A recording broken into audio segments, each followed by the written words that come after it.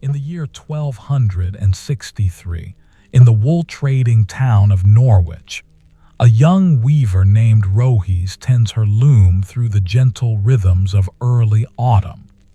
The air carries the first coolness of the changing season, and the light through her workshop window shifts earlier each day toward amber. Welcome to this quiet hour of the night. I am honored to share this time with you. As darkness settles around us, we will journey together to a modest weaving workshop in Norwich, following Rohese through the careful work of creating cloth with the same unhurried rhythm that carries you toward sleep. Allow yourself to sink deeper into comfort, knowing that this story asks nothing of you but to simply listen and rest. Rohese, 26 years old, sat at her loom as the morning sun warmed the wooden frame. Her nimble fingers moved through the warp threads with practiced ease, and her honey-colored braid fell forward over one shoulder. The shuttle passed through her hands in a motion so familiar it required no thought, only the body's memory of years spent at this same work. The wool was dyed a deep madder red, rich as autumn berries. Each thread carried the faint scent of the dyeworks, earth and plant matter, wood smoke and something green beneath it all. She had purchased this wool 3 days earlier at market, running her fingers through the skeins to judge their quality, and the merchant had smiled at her careful examination. Her workshop occupied the ground floor of a timber-framed building that leaned slightly toward the street. The walls were wattle and daub, pale plaster marked here and there by years of use.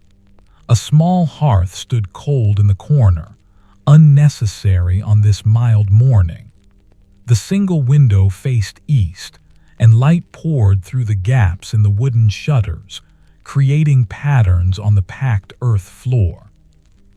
She worked in silence, save for the steady rhythm of the loom. Thunk, slide, thunk. The beater pressed each new thread into place. The sound was like a heartbeat, constant and sure. Outside, the town was waking. Footsteps passed on the street, and somewhere nearby a cart rolled over cobblestones. Church bells rang the hour of prime, their notes falling through the cool air like stones dropped into still water. Rohese paused to stretch her shoulders, rolling them backward to release the tension that gathered there. Her gray-green eyes moved to the window, where dust motes drifted in the slanting sunlight.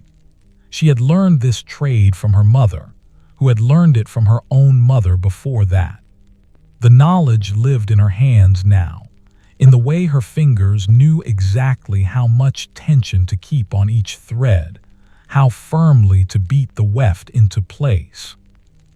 The cloth growing on her loom would become part of a merchant's cloak. She had met with him the previous week to discuss the commission, a practical man with a weathered face who spoke little but paid fairly. He wanted sturdy fabric, tightly woven, something that would hold its shape through rain and wear. This suited Rohese well. She had no patience for delicate work, the gossamer fabrics that wealthy ladies demanded. She preferred cloth with substance, weight, purpose. When the shuttle's thread ran thin, she paused to wind more wool onto it. Her fingers worked the spindle with automatic precision, drawing out the fiber, giving it just enough twist to hold together. The wool was slightly oily still, lanolin clinging to each strand. It would make the finished cloth water-resistant, practical for the English climate where rain arrived without warning and lingered for days. The morning unfolded in measured increments. She worked through the section she had planned, watching the pattern emerge thread by thread. There was something meditative in this labor, the way each small action built toward a larger whole. One thread meant nothing. 100 threads together became cloth, became warmth, became protection from the world's harshness. By the time the bells rang for terce, mid-morning light filled the workshop completely. Rohese set down her shuttle and rose from the bench, her knees stiff from sitting. She moved to the small table near the hearth where a loaf of bread waited beneath a linen cloth, alongside a wheel of hard cheese and a clay jug of small ale. The bread was 2 days old but still good, the crust tough enough to require tearing. She broke off a piece and chewed slowly, tasting the grain, feeling the texture against her teeth. The cheese was sharp and crumbly, made by a dairy woman who kept a stall at Thursday market. Rohese bought from her regularly, drawn back by the consistent quality and the woman's habit of humming while she worked. Old tunes that seemed to have no beginning or end, just an endless cycling through familiar phrases. She ate standing by the window, looking out at the narrow street. A boy drove a small flock of geese past, their wings occasionally lifting as they complained in their harsh voices. A woman carried a basket of laundry, the wet cloth dripping onto the packed dirt. Norwich was neither large nor small, prosperous without being wealthy, a place where wool merchants and weavers and dyers all knew one another's faces, if not always their names. When the bread and cheese were finished, Rohese returned to her loom. The bench had a smooth depression worn into it by years of sitting, and she settled into this familiar hollow with a sense of returning home.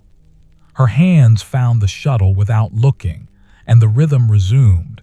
Pass, beat, pass again. The red cloth grew slowly, invisibly, each new thread adding mere millimeters to the whole.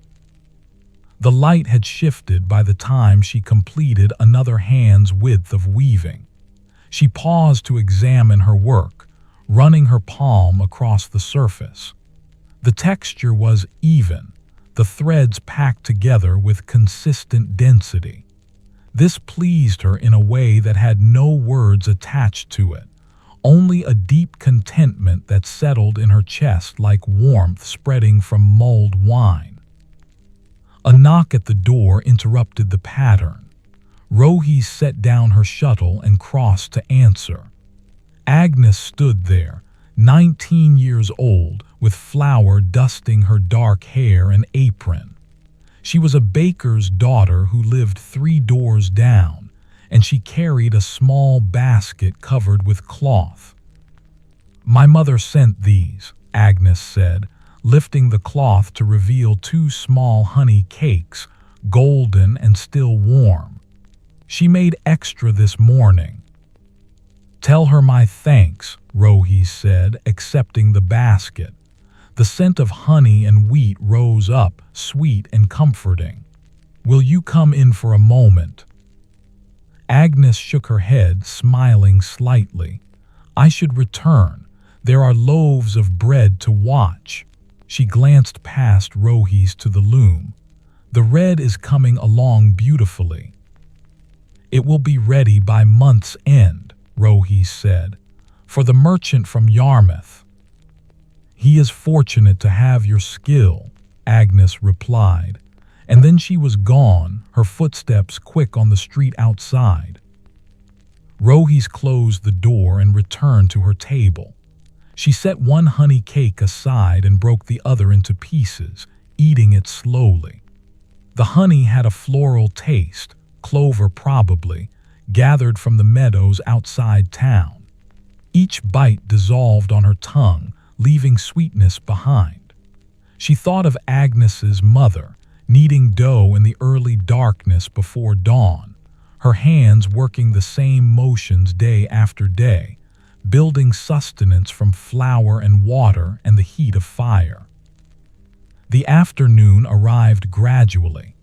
Rohese worked through it with patient attention, her shoulders settled into the familiar posture, her breathing slow and even. Outside, the sounds of the street continued. A dog barking somewhere distant, children's voices rising and falling, the creak of cart wheels. These noises formed a backdrop to her work, present but not intrusive, like the sound of wind moving through trees. She hummed occasionally as she worked, fragments of plain chant melodies learned in childhood. The tunes emerged without intention, rising from some deep place where memory lived in the body rather than the mind. Her mother had hummed the same melodies at this very loom, and her grandmother before that.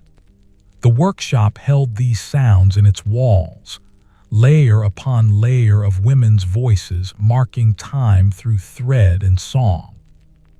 When her back began to ache, she rose and walked to the door, stepping outside into the cool afternoon. The street was quieter now, most people occupied with their own work. She stretched her arms overhead, feeling her spine lengthen. The sky showed patches of blue between gray clouds, and the air smelled of coming rain, that particular dampness that arrived before the first drops fell. A cat appeared from between two buildings, a gray tabby with white paws. It approached Rohese with the confidence of a long acquaintance and wound itself around her ankles, purring audibly. She bent to scratch behind its ears, and the cat pressed into her hand, its body warm and solid. "No fish today," she said softly. "Perhaps tomorrow." The cat seemed unbothered by this news. It settled onto the doorstep and began washing its face with one white paw. Rohese watched for a moment, then returned inside, leaving the door slightly ajar so the animal could enter if it wished. The loom called her back. She settled onto the bench once more, and her hands resumed their work without conscious direction. Thread by thread, the cloth accumulated. This was the nature of weaving, not dramatic transformation but gradual accumulation, the building of something useful through repetition and care. By the time the bells rang for vespers, the afternoon light had turned golden. Rohese could feel the day settling toward evening in the way the air cooled, the way the sounds outside shifted from industry to rest. She completed the row she was working on, then secured the threads and rose from the bench. Her nimble fingers ached slightly, a pleasant tiredness that spoke of work well done. She flexed them, watching the tendons move beneath the skin. These hands were her livelihood, her craft, the means by which she shaped raw material into something of value. She tended them carefully, rubbing them with a salve of beeswax and herbs each night before sleep. The second honey cake waited on the table. She ate it slowly, savoring each bite, then drank from the jug of ale. The liquid was cool and slightly sweet, brewed with skill by a man who lived near the river and sold his ale from wooden barrels in his front room. The evening tasks began with the easy rhythm of routine. Rohese moved to the corner where her spinning wheel stood, its wood worn smooth by use. She had wool to prepare for tomorrow's weaving, a fleece that needed to be spun into thread. The basket beside the wheel held carded wool, soft and cloud-like, ready for her hands. She settled onto the low stool and set the wheel in motion with one foot on the treadle. The wheel turned with a low hum, steady and continuous. Her fingers drew out the wool, feeding it to the spindle in a motion, so practiced she could have done it in darkness.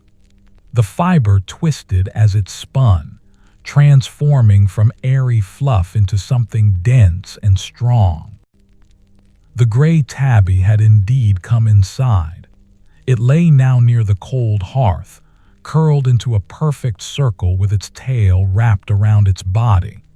Its breathing was slow and even, completely at ease.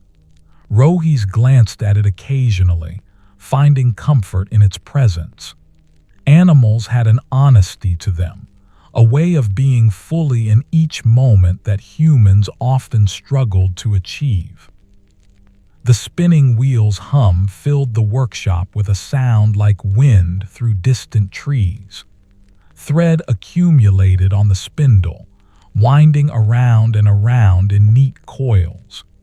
Rohese's mind drifted as she worked, thinking of nothing in particular, letting the rhythm of the wheel carry her thoughts like leaves on a stream. Through the open door, the evening air brought the scent of cooking fires. Somewhere nearby, someone was roasting meat, and the smell mixed with wood smoke and the ever-present dampness of the English autumn. The sky beyond the doorway had deepened to a soft gray-blue, and the first stars would be appearing soon, though the buildings blocked most of the view. When her back began to protest the spinning posture, she stopped the wheel and stood. The spindle held a good amount of new thread, enough to keep her loom supplied through tomorrow morning. She set it aside carefully and moved to light a candle, for the workshop had grown dim as evening settled fully over the town. The candle was tallow, practical rather than beautiful, and it smoked slightly as the flame caught. She set it in a holder on the table, and the small light pushed back the shadows, creating a warm circle in the gathering darkness. The workshop felt smaller at night, more intimate, as if the walls drew in protectively. Rohese went to the door and closed it against the cooling air. She secured it with the simple wooden bar, then turned back to her domain. The loom stood silent now, its work paused until morning.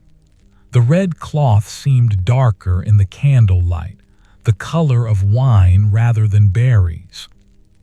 She had a few tasks remaining before sleep. There was a tear in her second shift that needed mending, a small rip near the hem that would grow larger if left unattended. She retrieved the garment from the wooden chest where she kept her belongings and brought it to the table, settling onto the bench there with her sewing basket. The needle was steel, precious, and carefully maintained. She threaded it with linen thread that matched the shift's weave, squinting slightly in the candlelight. Her needle slipped through the fabric with small, even stitches, drawing the torn edges back together. This was different from weaving, more delicate, requiring closer attention to each individual movement. Outside, the sounds of evening continued. Somewhere a door closed. Voices called good night to one another, muffled by distance and walls. A dog barked twice, then fell silent. Norwich was settling into sleep, each household drawing into itself like flowers closing at dusk. The mending took only a short while. When it was complete, Rohese held the shift up to examine her work. The repair was nearly invisible, the stitches small and tight. She folded the garment and returned it to the chest, then sat for a moment with her hands resting on the worn wood of the table.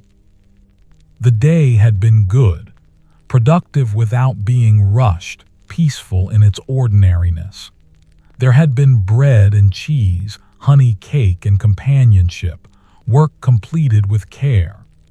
These simple elements formed the foundation of contentment, not excitement or drama, but the steady accumulation of small satisfactions.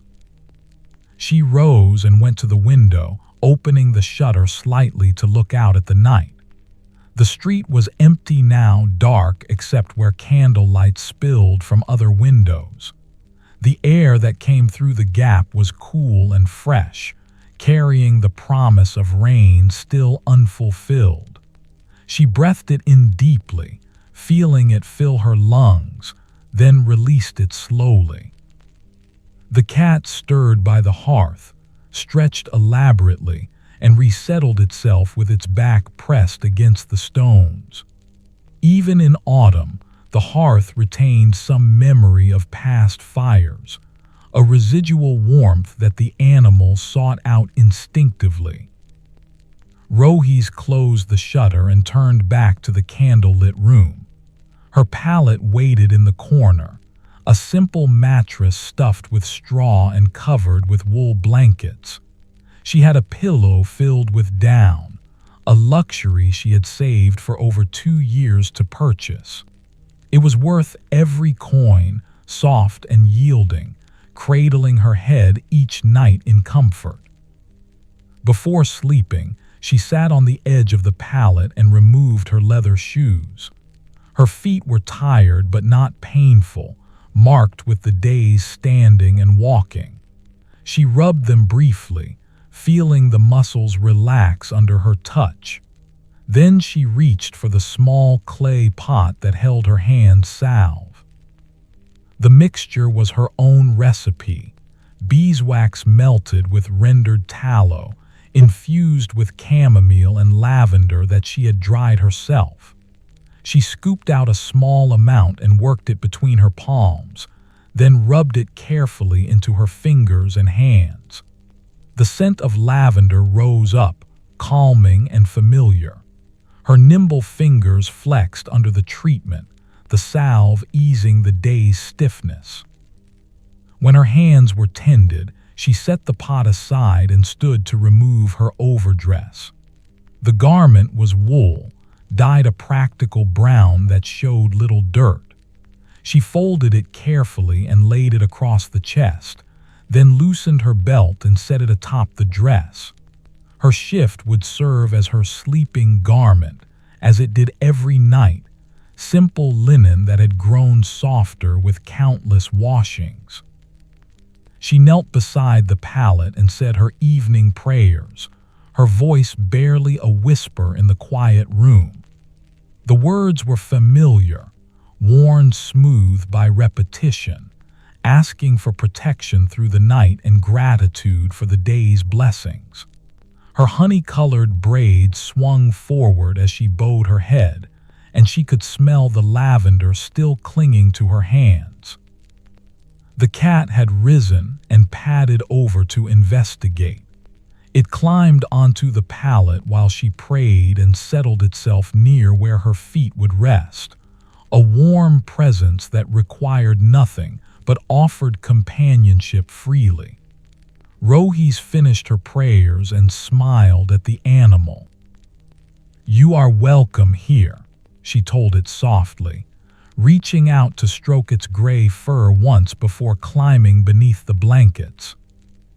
The wool was heavy and warm, smelling faintly of the lanolin that never quite washed out completely. She pulled the covers up to her shoulders and laid her head on the down pillow, feeling her body sink into the straw mattress. The day's work made itself known in her muscles, a pleasant tiredness that spoke of effort and accomplishment. The candle still burned on the table, and she let it continue for a while, watching the small flame dance and flicker. Shadows moved on the walls, soft and formless. The workshop felt safe at night, enclosed and protected from the world outside. Here she was mistress of her own small domain, accountable to no one but herself and the quality of work she chose to produce. Her thoughts drifted to tomorrow's tasks. More weaving, always more weaving. The red cloth would grow another few inches. Perhaps she would finish that section and begin the next. There was also wool to card, preparing for future spinning. And she should visit the dye merchant before the week's end to inquire about indigo. She had a commission coming that would require blue thread. But these thoughts had no urgency attached to them. They floated through her mind like clouds across the sky, present but not demanding. Tomorrow would come whether she planned for it or not. For now, there was only this moment, the warmth of blankets, the softness of her pillow, the cat's gentle purring, the candle's steady light. She thought of her mother, who had slept in this same corner of the workshop, in a pallet probably no different from this one. The building held years of nights within it, layers of sleeping and waking, of seasons turning and lives unfolding. Rohese was simply one more thread in that long weaving, contributing her small part to the pattern. The rain that had threatened all day finally began. She heard it start as a whisper against the shutters, then grow to a steady pattering. It was a soothing sound, nature's own rhythm marking time. The air through the small gaps in the walls grew cooler, carrying the scent of wet earth and stone. Rohese pulled the blankets a bit higher and let her eyes close. The cat adjusted its position, pressing more firmly against her feet. Its warmth was a comfort, a small anchor of life in the darkness. She flexed her toes slightly, feeling the animal's solid presence, then let them relax completely. Sleep was approaching with the same gradual certainty as the cloth growing on her loom. Not sudden, not dramatic, but inevitable and welcome. Her breathing slowed, matching the rhythm of the rain. Her body grew heavy, sinking deeper into the mattress. The candle flame wavered, casting its last dancing shadows before she would need to blow it out. But not yet. For another moment, she simply lay there, suspended between waking and sleep, held in the peaceful space where the day released its grip and rest began to gather her in. Her nimble fingers uncurled, releasing their constant readiness for work. Her shoulders softened against the pillow. The workshop was quiet except for rain and purring, two gentle sounds braided together like threads in a weave. When she finally opened her eyes once more to extinguish the candle, the effort felt enormous. She pushed herself up on one elbow, leaned forward, and blew gently. The flame surrendered immediately, and darkness rushed in to fill the space it left. But it was not a frightening darkness, merely the absence of light, familiar and appropriate for night. She lay back down and pulled the blankets up again. The cat had not stirred. Rain continued its steady conversation with the roof and walls. Somewhere in the distance, church bells rang, the final service of the day, marking the formal end of waking hours. Rohese's breathing deepened. Her mind had quieted, thoughts growing sparse and disconnected. She was aware of warmth, of softness, of the pleasant weight of blankets. She was aware of rain, of darkness, of the cat's gentle presence. Beyond that, awareness itself began to fade, to blur at the edges like wool fibers blending into thread. The workshop held her as it had held countless others, weavers and spinners and makers of cloth, all sleeping through their nights, all rising to their work, all part of the endless cycle of labor and rest that marked human existence.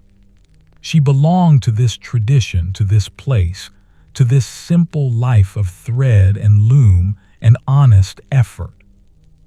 Her last conscious thought was of the red cloth waiting on the loom. Tomorrow it will grow.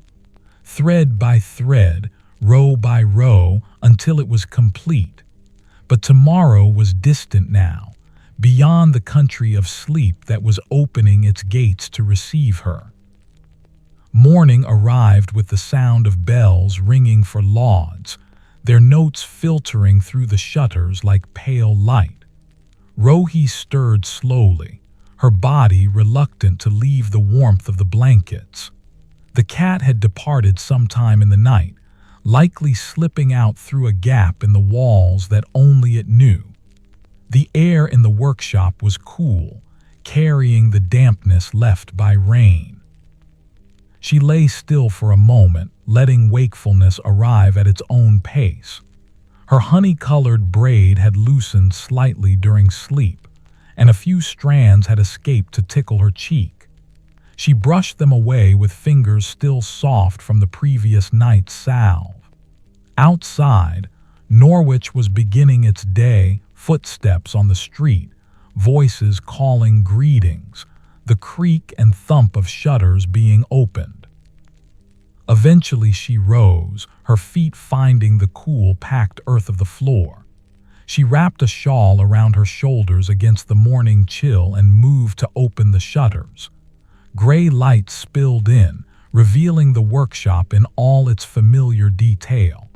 The loom stood waiting, patient as stone. The spinning wheel sat in its corner, the basket of wool beside it. Everything was as she had left it, unchanged and unchanging. She dressed in the same overdress from yesterday, fastening her belt around her waist. Her shoes were where she had left them, and she slipped her feet into their worn leather comfort.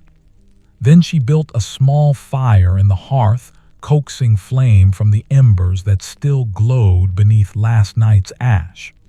The kindling caught quickly, and she added larger pieces of wood, building the fire until heat began to radiate into the room. A pot of water hung from an iron hook above the flames. She filled it from the bucket near the door, water she had drawn the previous afternoon from the public well 3 streets over. The bucket was heavy, requiring both hands to carry, but the well water was clean and cold, better than what ran in the river. While the water heated, she ate a simple breakfast. Bread again, the same loaf as yesterday, now harder but still edible when torn into pieces. She had no cheese remaining, but there were dried apples in a clay jar, wrinkled and sweet. She chewed them slowly, tasting the concentrated fruit flavor, the slight leathery texture. The water began to steam. She poured some into a wooden bowl and mixed in oats she kept in a lidded pot. The porridge swelled as it absorbed the hot water, becoming thick and creamy. She stirred in a small spoonful of honey, not much, for honey was dear, and ate standing by the hearth, the bowl warming her palms. The day stretched ahead with its familiar shape, weaving first, always weaving, then perhaps spinning or carding wool, or one of the dozen other small tasks that supported her craft. There was also mending to deliver to the chandler's wife, who had brought a torn cloak last week, and she needed to visit the fuller to see if the gray wool she had left was ready, wool that would become winter stockings once she found time to knit. But these tasks felt distant still, softened by the morning's gentle unfolding. She finished her porridge and set the bowl aside, then moved to the loom. The bench received her weight with its usual accommodation, the depression fitting her body like a hand accepting a well-worn tool. The red cloth weighted exactly as she had left it. She ran her palm across the woven portion, checking the tension, feeling for any irregularities. All was well. Her nimble fingers found the shuttle and she began again, pass, beat, pass. The rhythm established itself immediately, as natural as breathing. Light strengthened as morning progressed. The gray sky brightened without showing sun, typical of autumn days when clouds sat low and heavy. The workshop grew gradually warmer as the fire continued its work, taking the chill from the air. Rohese worked steadily, her mind quiet and her hands sure. This was her meditation, her prayer, her way of being present in the world.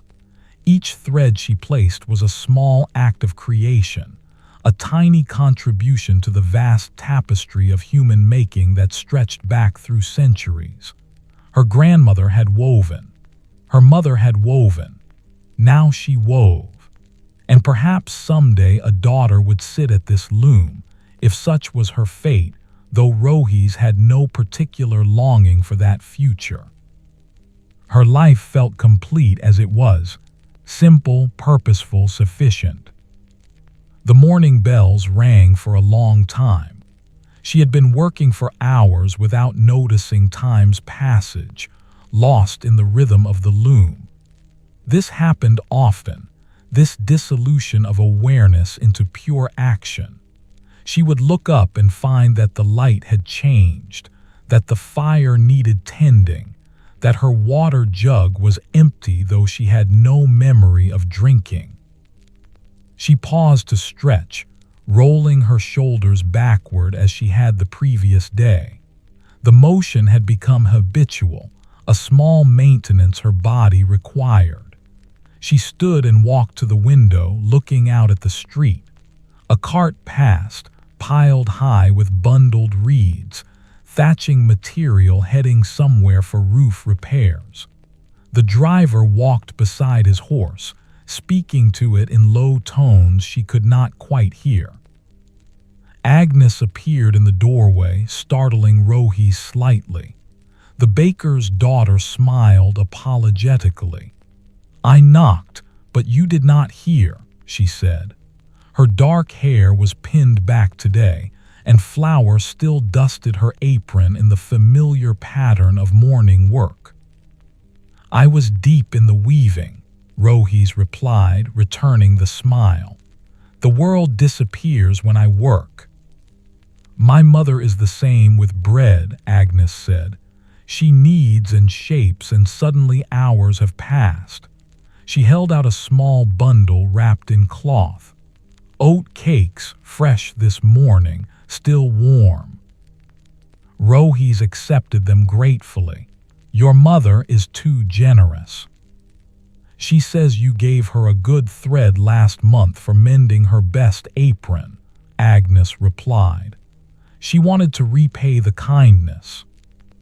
"Thread costs little compared to these," Rohese said, unwrapping the cloth slightly to reveal 3 golden oat cakes, their edges crisp and their centers dense with grain. The scent rose up, honey and oats and butter, simple ingredients transformed by heat and skill into something that made the mouth water. Agnes shrugged, but her smile widened. "She enjoys baking for those she favors. Will you come to sup with us tomorrow evening? She asked me to invite you." "I would be glad to," Rohese said. The baker's family kept a lively table, full of conversation and laughter. It made a pleasant change from her quiet workshop, though she needed solitude more often than the company. "Good, come when the bells ring for vespers." Agnes glanced past her to the loom. "The red is beautiful. It grows so quickly under your hands." "Not so quickly as it seems," Rohese said. "Each thread is its own small journey." "Perhaps, but the cloth appears as if by magic to those of us who do not weave." Agnes stepped back toward the door. "I must return. There are pies to make for the noon meal." When Agnes had gone, Rohese unwrapped the oat cakes fully and ate one immediately. It was indeed still warm, the butter melting slightly, the honey providing sweetness without overwhelming the grain's earthy flavor. She ate slowly, savoring each bite, standing by the fire where the light was best. The second oat cake she saved, wrapping it carefully and setting it aside for later. The third she broke into pieces and took to the doorway, where the gray tabby had appeared as if summoned by the scent of food. The cat accepted the pieces delicately, crunching them between its teeth, then sat to wash its whiskers thoroughly. "You live well for a creature with no master," Rohese told it, amused. The cat ignored her, focused entirely on its grooming. She returned to the loom, settling once more into the rhythm. The shuttle passed through her hands back and forth, building the cloth thread by thread. Her gray-green eyes tracked the pattern, checking for errors, though her hands rarely made mistakes. The knowledge lived too deep for that, encoded in muscle and bone. By midday, she had completed another section. The cloth had grown visibly, and she felt the small satisfaction that came with measurable progress. She secured the threads and rose, her knees protesting slightly. Too much sitting, but that was the nature of the work. She walked around the workshop, loosening her muscles, swinging her arms gently. The fire had burned low. She added more wood, building it up again, then heated water for washing. When it was warm enough, she poured it into a basin and washed her hands and face, the simple act refreshing her. The water turned slightly gray with the day's accumulated dust and wool fiber.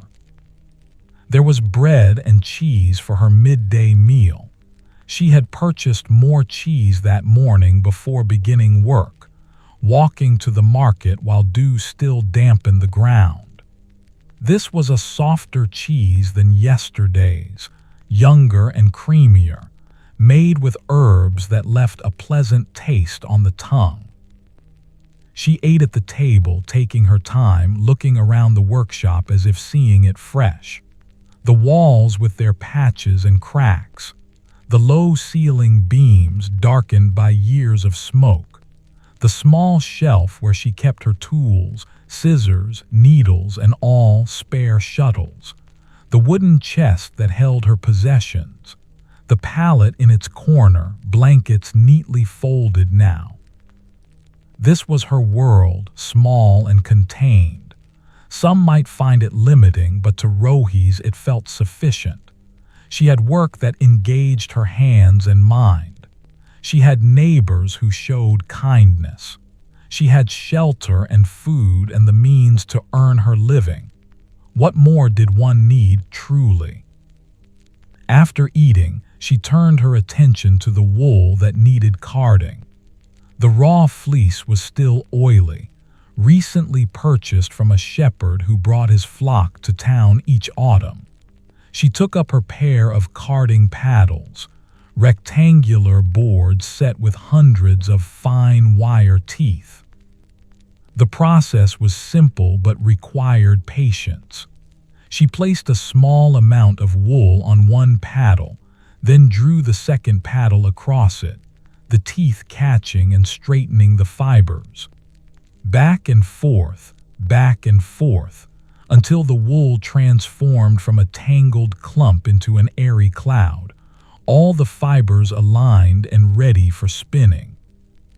She hummed as she worked, those same fragments of plain chant melody that rose unbidden from memory. Her mother's voice seemed to join hers across the years, and her grandmother's voice beyond that, women's voices braiding together through time, marking the hours with song and labor.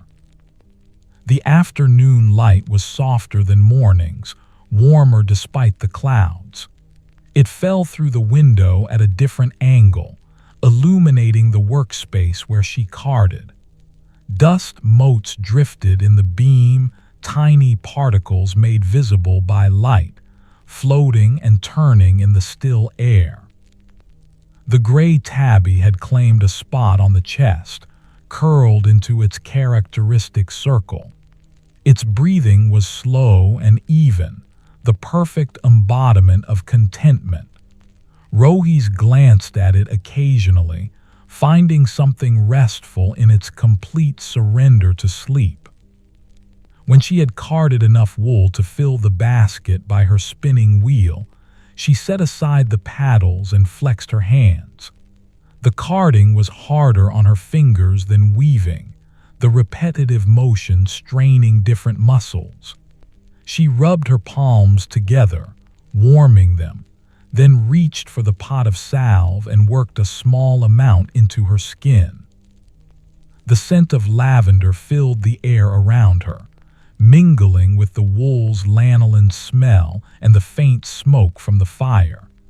These were the scents of her life, as familiar as her own heartbeat.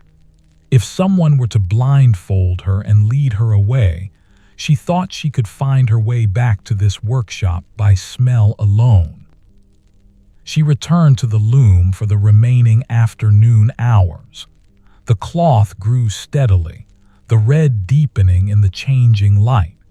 She was perhaps a third of the way through the commission now, with 2 weeks remaining before the merchant expected delivery. The timeline felt comfortable, neither rushed nor so leisurely that she might grow careless. The bells rang for vespers, their sound marking the day's slow turn toward evening. Rohese completed the row she was working on, then secured the threads with practiced motions. Her nimble fingers moved with certainty, knowing exactly how to leave the work so it would be ready when she returned. She stood and moved to the window, opening the shutters wider to let in the cooling air. The street below was quieter now, the day's commerce winding down. A woman walked past carrying empty baskets, her marketing done. 2 children chased each other, their laughter bright and high, then disappeared around a corner. The sky had cleared somewhat during the afternoon, and patches of pale blue showed between the clouds. The light had that particular quality of autumn evenings, golden and slanting, making ordinary things seem touched with significance. Even the worn cobblestones gleamed. Rohese felt the day settling in her bones, not exhaustion but a pleasant tiredness that came from honest work. She had woven well today.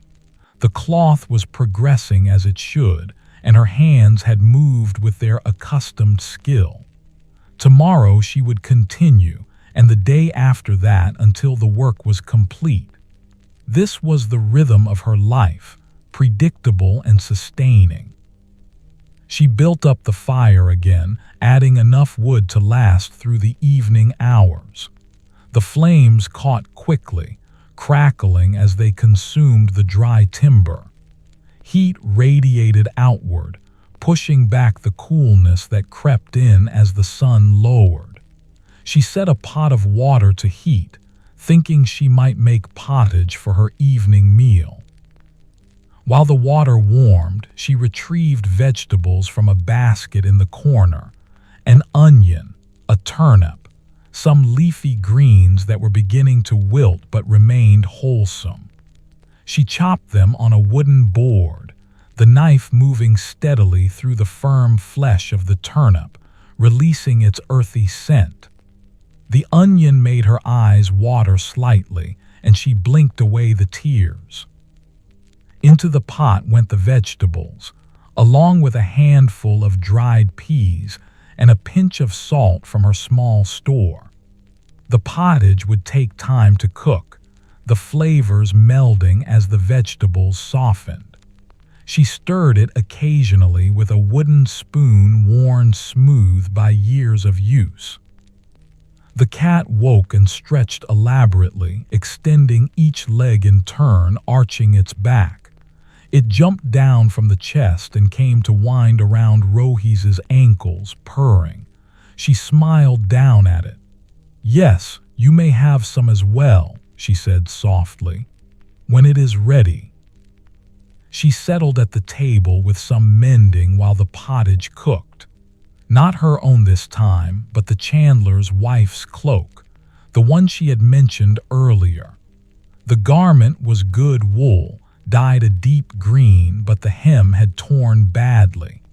Rohese had promised to repair it properly, to reinforce the seam so it would not tear again.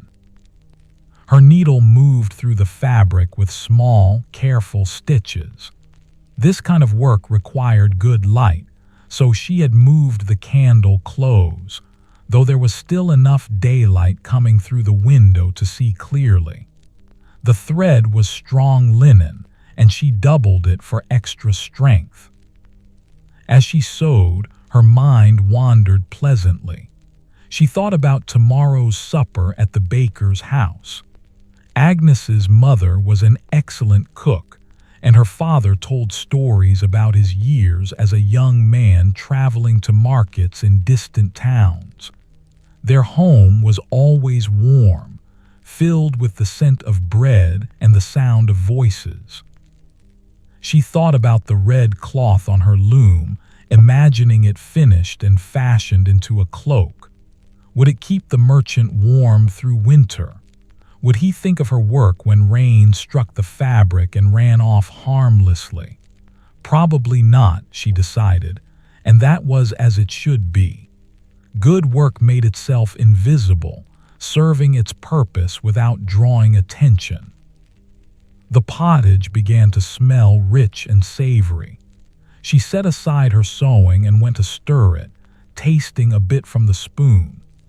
The vegetables had softened nicely, and the peas were beginning to break down, thickening the broth. She added a bit more salt and a few dried herbs, thyme and sage that she had gathered and dried herself during the summer months. When the pottage was done, she ladled some into a wooden bowl, setting aside a smaller portion in a dish for the cat. The animal approached eagerly, waiting with barely contained patience while she set the dish on the floor. It ate with delicate concentration, pausing occasionally to lick its whiskers. Rohese ate her own meal slowly, seated at the table with the green cloak spread before her. The pottage was hot and filling, warming her from the inside. The turnip had a slight sweetness. The onion had mellowed in the cooking, and the greens added a pleasant bitterness that balanced the other flavors. Outside, the evening sounds continued, the closing of shutters, the calling of farewells, the occasional bark of a dog. Norwich was drawing inward, each household becoming its own small world. Soon the streets would be empty, left to the night watch and whatever creatures moved in darkness. She finished her meal and cleaned the bowl with a piece of bread, eating that as well. Nothing went to waste in a household such as hers, where everything was earned through labor and must be used with care. The cat had finished its portion and was washing itself by the fire, one leg extended upward as it attended to its grooming. Rohese returned to the mending, working by candlelight now as the last daylight faded. Her stitches marched along the hem, even and secure. The work was peaceful, requiring attention but not intense concentration. Her thoughts drifted like the candle's smoke, curling and dispersing. She thought about the seasons turning, autumn deepening toward winter. Soon there would be frost on the ground in the mornings. The days would shorten further and she would do more of her work by candlelight. But winter had its own beauty, the stillness of snow, The way ice formed patterns on puddles, the extra sweetness of apples stored in straw. When the hem was complete, she examined her work carefully. The repair was strong and neat, nearly invisible unless one looked closely. The chandler's wife would be pleased. Rohese folded the cloak carefully and set it aside, ready to be delivered tomorrow. The evening stretched ahead, peaceful and undemanding. She could spin for a while or simply sit by the fire and rest. There was no urgency, no pressure. The day's work was done, and tomorrow would bring its own tasks in due time. She chose to sit, settling onto the bench near the hearth with her hands folded in her lap. The fire crackled softly, and warmth radiated from the stones. The cat had claimed the spot beside her, pressing its warm body against her leg. She stroked its gray fur absently, feeling the vibration of its purr through her fingertips. The firelight cast dancing shadows on the walls, patterns that shifted and changed with each flicker of the flames. Rohese watched them without thought, her mind quiet and her body relaxed. This was her favorite time of day, work completed, evening settling in, nothing required of her but to simply be. Her honey-colored braid had loosened further throughout the day, and she reached up to undo it completely, letting her hair fall free around her shoulders. She combed through it with her fingers, working out the small tangles, then began to rebraid it loosely for sleep. The motions were automatic, learned in childhood and repeated countless times since. Outside, the church bells rang for Compline, the final service marking the day's official end. The notes fell through the darkness, clear and solemn. Rohese paused in her braiding to listen, her gray-green eyes reflecting the firelight. When the last bell had rung, she finished the braid and secured it with a strip of linen. The workshop felt especially peaceful tonight, wrapped in its bubble of warmth and light while darkness gathered beyond the walls. She thought about all the evenings that had passed in this space, century after century of craftspeople sitting by their fires, tending their tools, preparing for sleep. The building held those memories somehow, in its timbers and stones, in the very air. She rose and began her evening tasks, banking the fire so it would last through the night, setting out tomorrow's kindling, checking that the shutters were secure. Her movements were unhurried, each action given its proper attention. There was a meditation in these small domestic rituals, a way of honoring the day and preparing for night's rest. The cat followed her around the workshop, sometimes walking between her feet, sometimes sitting to watch her movements. It seemed to understand the evening routine, to know that these preparations led toward the comfort of sleep. When she finally moved toward her pallet, the animal was already there, claiming its spot near where her feet would rest. Rohese removed her overdress and folded it, setting it on the chest. Her belt she coiled and laid atop the dress. Then she knelt beside the pallet for her prayers, her voice barely a whisper in the quiet room. She gave thanks for the day's blessings, food and shelter, work and health, the kindness of neighbors. She asked protection for those she knew and for herself through the dark hours ahead. When her prayers were complete, she climbed beneath the blankets. The wool was heavy and welcoming, and the mattress received her with its familiar give. She pulled the covers up to her shoulders and laid her head on the down pillow, feeling the day's tension leave her body. The fire provided just enough light to see by, a soft glow that didn't quite reach the corners. She watched the shadows for a while, her breathing slowing naturally. The cat was a warm weight against her feet, steady and comforting. Outside, the night was still, Norwich having settled into sleep.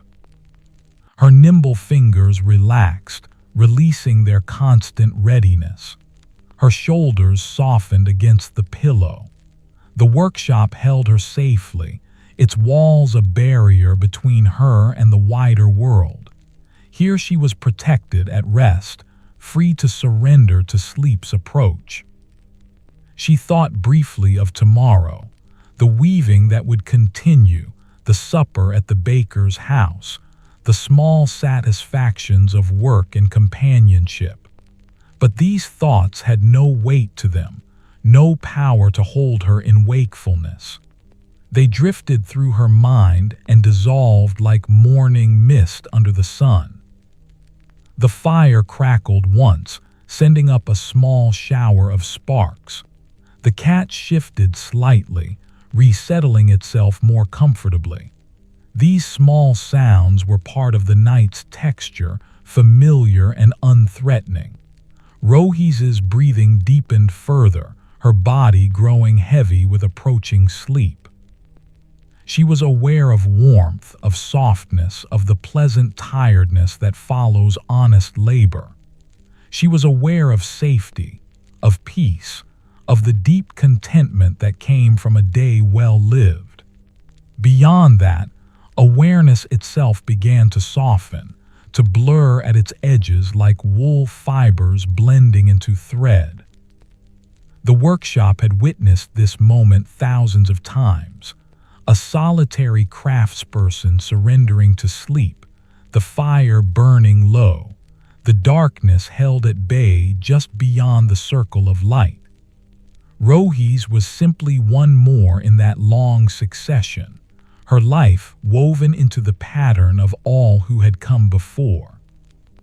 Her last conscious sensation was of the pillow's softness cradling her head, the blanket's weight over her body, the cat's warmth at her feet. Then even these faded, and sleep gathered her incompletely, carrying her down into its dark, restorative country. The fire burned on through the night, tended by no one, slowly consuming itself.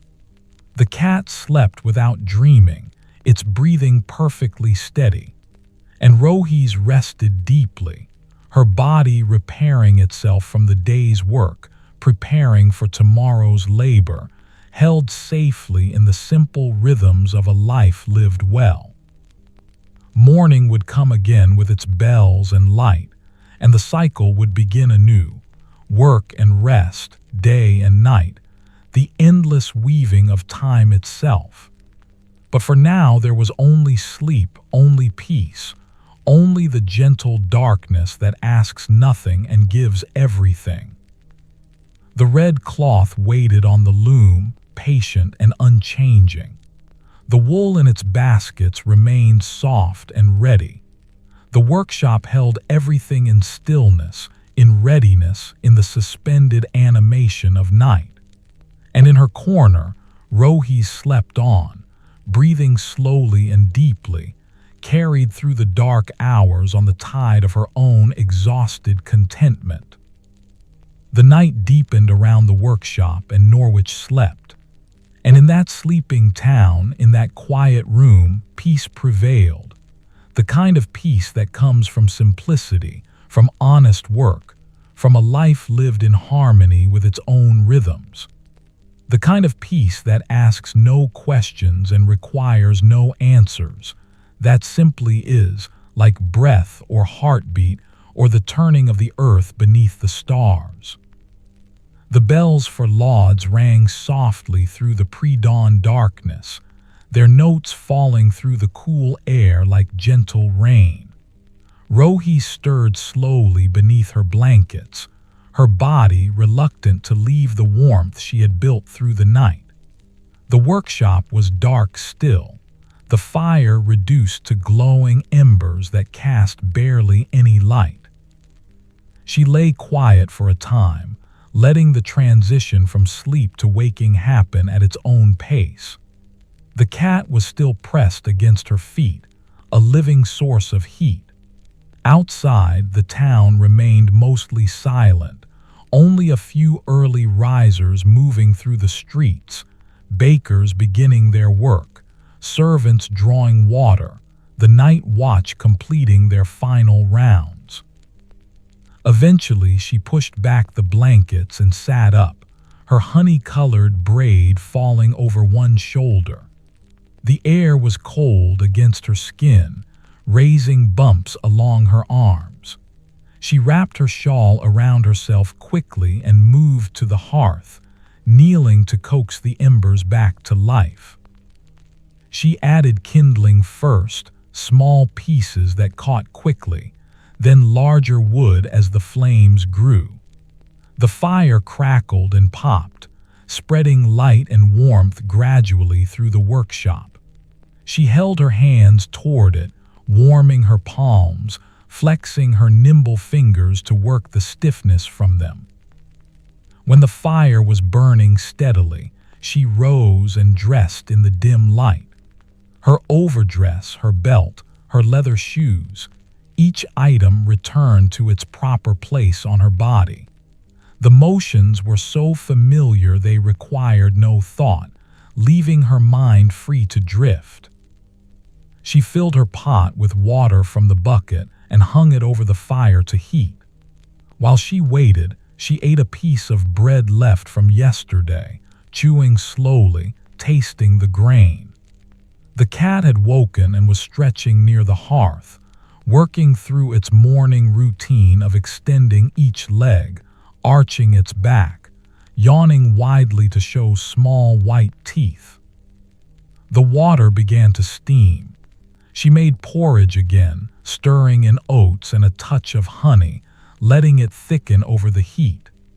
The simple meal was warm and filling, providing sustenance for the work ahead. She ate standing by the fire, watching as dawn slowly brightened the gap beneath the door. When she had finished eating, she opened the shutters to let in the morning light. The sky was pale gray, promising another cloudy day. The street below was beginning to show signs of life. A cart rolling past, a woman sweeping her doorstep, smoke rising from chimneys as fires were built in hearths throughout the town.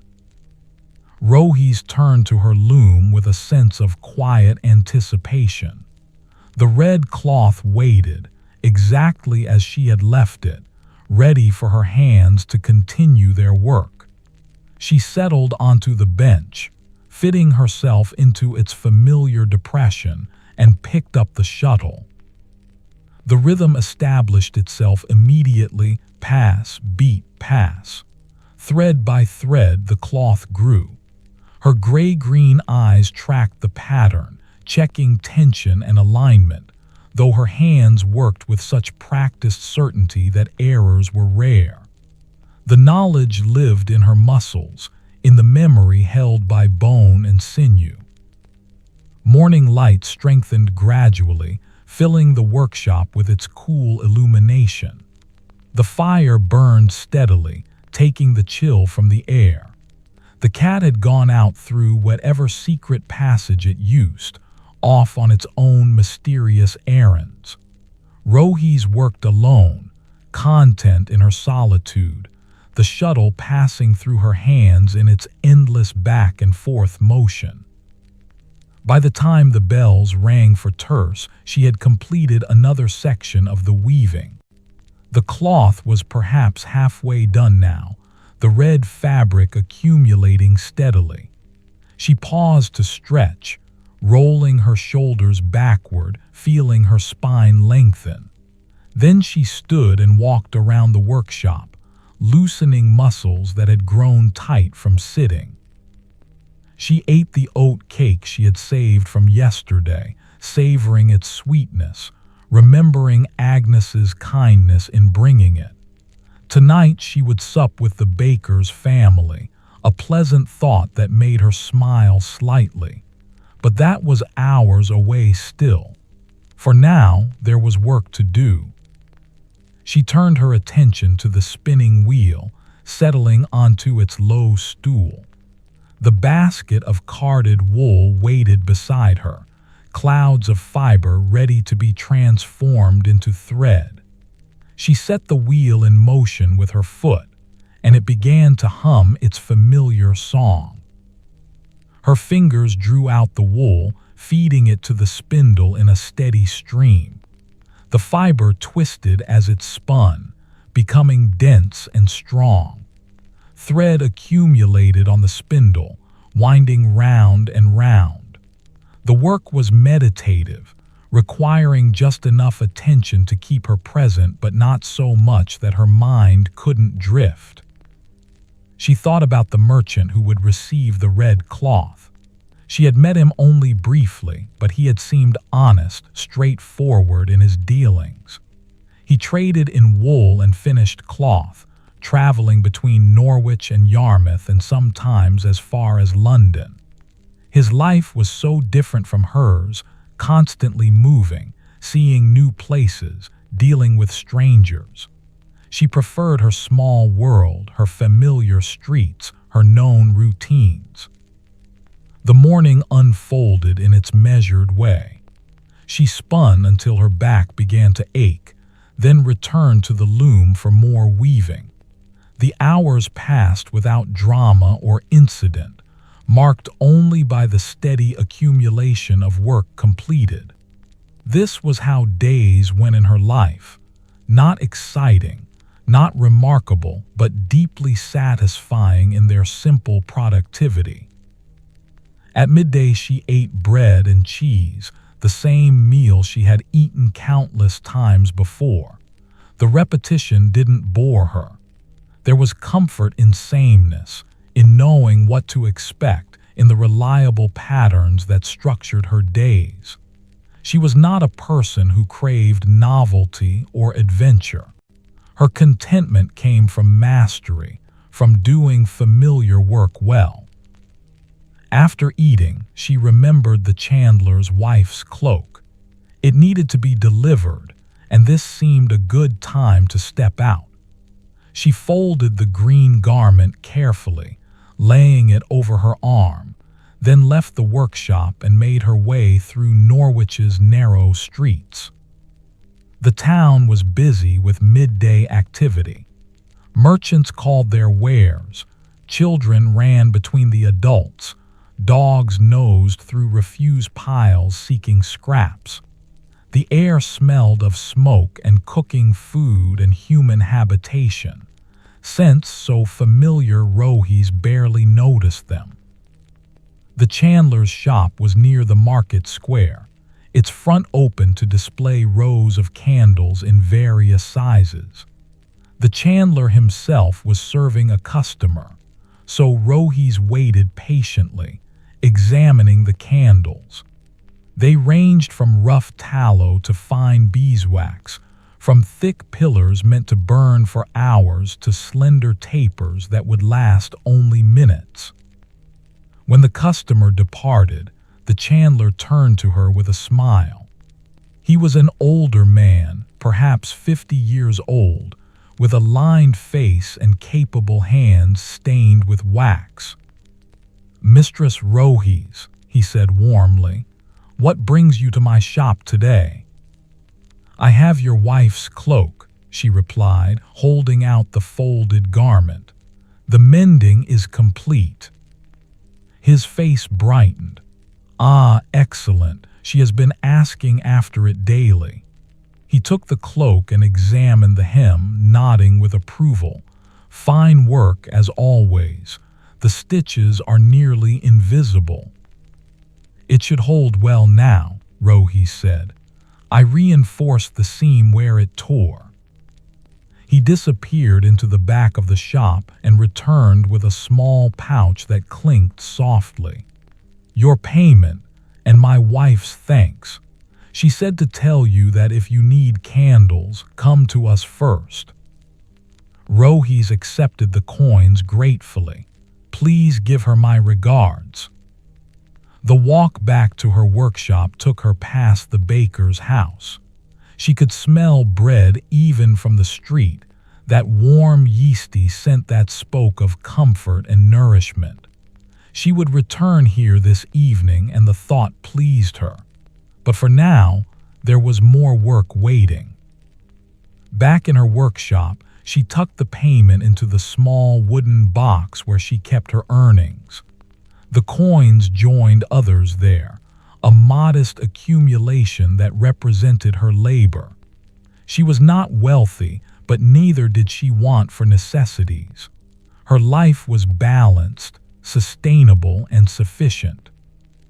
She returned to the loom and worked through the afternoon, the shuttle passing through her nimble fingers in its endless rhythm. The red cloth grew steadily, each thread adding its small increment to the whole. Outside, the light shifted as the sun moved across the hidden sky, creating subtle changes in the workshop's illumination. The cat returned sometime during the afternoon, slipping in silently and claiming its spot by the hearth. It groomed itself thoroughly, then settled to sleep, perfectly content. Rohese glanced at it occasionally, finding something soothing in its presence, its complete acceptance of each moment as it came. When the bells rang for vespers, she secured her threads and set aside her work. It was time to prepare for the evening meal at the baker's house. She tidied herself, smoothing her dress, checking that her braid was neat. Then she banked the fire so it would keep through her absence and left the workshop, closing the door behind her. The baker's house was warm and bright, candles burning in wall sconces and a large fire in the hearth. Agnes greeted her at the door with a smile, ushering her inside where the family had already gathered around a long wooden table. Agnes's mother embraced her warmly, a woman of perhaps 45 years old with strong arms and a flour-dusted apron that seemed permanently part of her clothing. Her father, the baker, was already seated at the table's head, a broad-shouldered man with graying hair and laugh lines around his eyes. "Rohese, welcome," the mother said. "Please sit. We are glad to have you with us." The meal was generous, a meat pie with a golden crust, boiled vegetables seasoned with herbs, fresh bread that was still warm from the oven, and a pitcher of good ale. The family served themselves with easy familiarity, passing dishes and pouring drinks, including Rohese in their casual rituals as if she were one of their own. The conversation flowed easily around the table. The baker spoke about a new apprentice who showed promise, a boy of 13 with quick hands and a willingness to learn. Agnes's mother talked about the coming winter preparations, the preserving and storing that would occupy the next weeks. Agnes herself was mostly quiet, but her eyes sparkled with amusement at her father's stories. "Did I ever tell you about the time I traveled to the great fair at Winchester?" the baker asked, settling into his chair with his ale. "I was but 20 years old, newly finished with my training, eager to see the world." Rohese shook her head, though she suspected she might have heard this story before. It didn't matter. His telling was always engaging, full of small details that brought the past to life. "The journey took 5 days on foot," he continued. "I carried nothing but a small pack with bread and cheese and a letter of introduction from my master. The roads were crowded with merchants and pilgrims, tinkers and performers, all heading to the fair." He described the fair itself, the rows of stalls selling everything imaginable, the performers juggling and singing, the crush of people from every corner of England and beyond. His younger self had been overwhelmed by it all, he said, both thrilled and terrified by the noise and crowds. But the bread, he said, his eyes growing distant with memory. The bread at that fair was something remarkable. Bakers from London and York and even across the Channel, each showing their finest work. I tasted loaves I had never imagined, some with fruit baked inside, others flavored with exotic spices. It changed how I thought about my craft. His wife reached over and patted his hand. And you came home determined to create wonders of your own. Which I did, he said with satisfaction. Though I learned that Norwich folk prefer honest bread to fancy creations, still, the memory serves me well. The meal continued in this pleasant way, stories and conversation mixing with good food. Rohese found herself relaxing completely, the tensions of solitary work dissolving in the warmth of company. This was the balance she needed, long stretches of quiet labor punctuated by these moments of connection. When the meal was finished, Agnes's mother brought out a plum tart, its crust flaky and its filling dark and sweet. They ate slowly, savoring each bite, sipping ale and talking of small matters, the weather turning colder, the preparations for winter, the small news of neighbors and town life. Eventually, the evening drew toward its natural close. Rohese thanked her hosts warmly, embracing Agnes's mother and receiving a package wrapped in cloth. More oat cakes for tomorrow, the mother insisted, and a small loaf of bread still fragrant from the oven. You are always welcome at our table, the baker said as he walked her to the door. Your company brings us joy. The walk back to her workshop was peaceful, the night air cool and fresh against her face. The streets were mostly empty now, shutters closed and doors barred. A few candles glowed in windows, small points of light in the darkness. The moon was hidden behind clouds, but enough ambient light remained to see her way clearly. She let herself into the workshop and closed the door behind her, sliding the wooden bar into place. The fire had burned low but still provided warmth, and she added wood to build it up again. The cat appeared from wherever it had been hiding and wound around her ankles in greeting. Yes, I have returned, she told it softly, reaching down to scratch behind its ears. The animal purred loudly, pressing into her hand with contentment. She set the package from the baker's family on the table and unwrapped it slowly. 3 oat cakes and a small round loaf, still faintly warm. The generosity touched her deeply. She had given nothing but her presence at their table, yet they sent her home with gifts. This was how the community worked, not grand gestures but small kindnesses, repeated and returned, weaving people together as surely as threads on a loom. She broke off a piece of bread and ate it, tasting the skill in its making. The crumb was even, the crust perfectly browned, the flavor rich and weedy. The baker's years of experience showed in every bite, just as her own years showed in the cloth she wove, the even tension, the tight weave, the quality that came only from long practice. The evening stretched ahead, quiet and undemanding.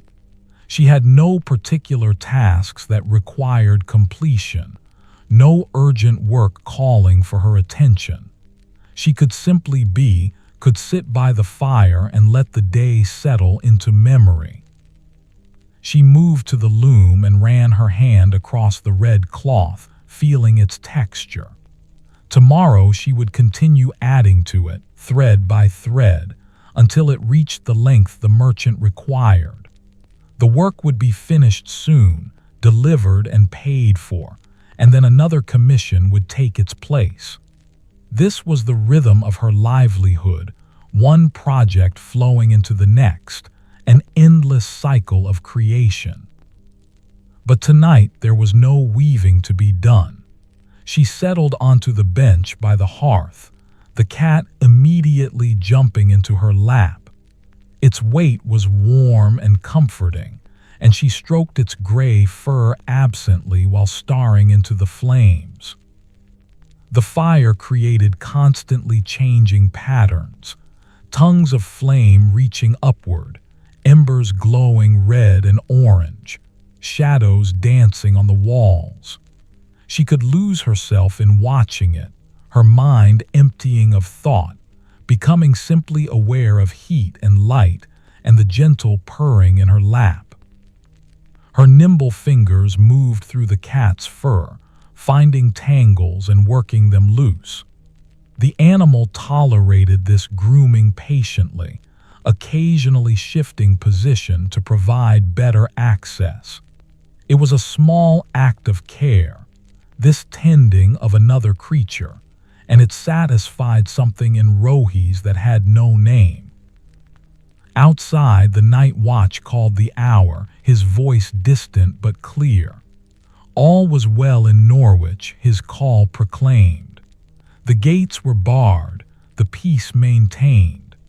Citizens could sleep safely in their beds, protected by walls and watchmen and the simple structures of civil order.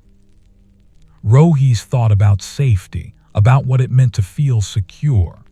She had never known war, never experienced the kind of upheaval that left people homeless and desperate. Her life had unfolded within stable boundaries, the town's walls, the guild's rules, the church's calendar marking time. She was aware of her good fortune in this, the accident of being born in a peaceful time and place. The fire crackled, sending up a small shower of sparks. The cat's purring continued its steady vibration.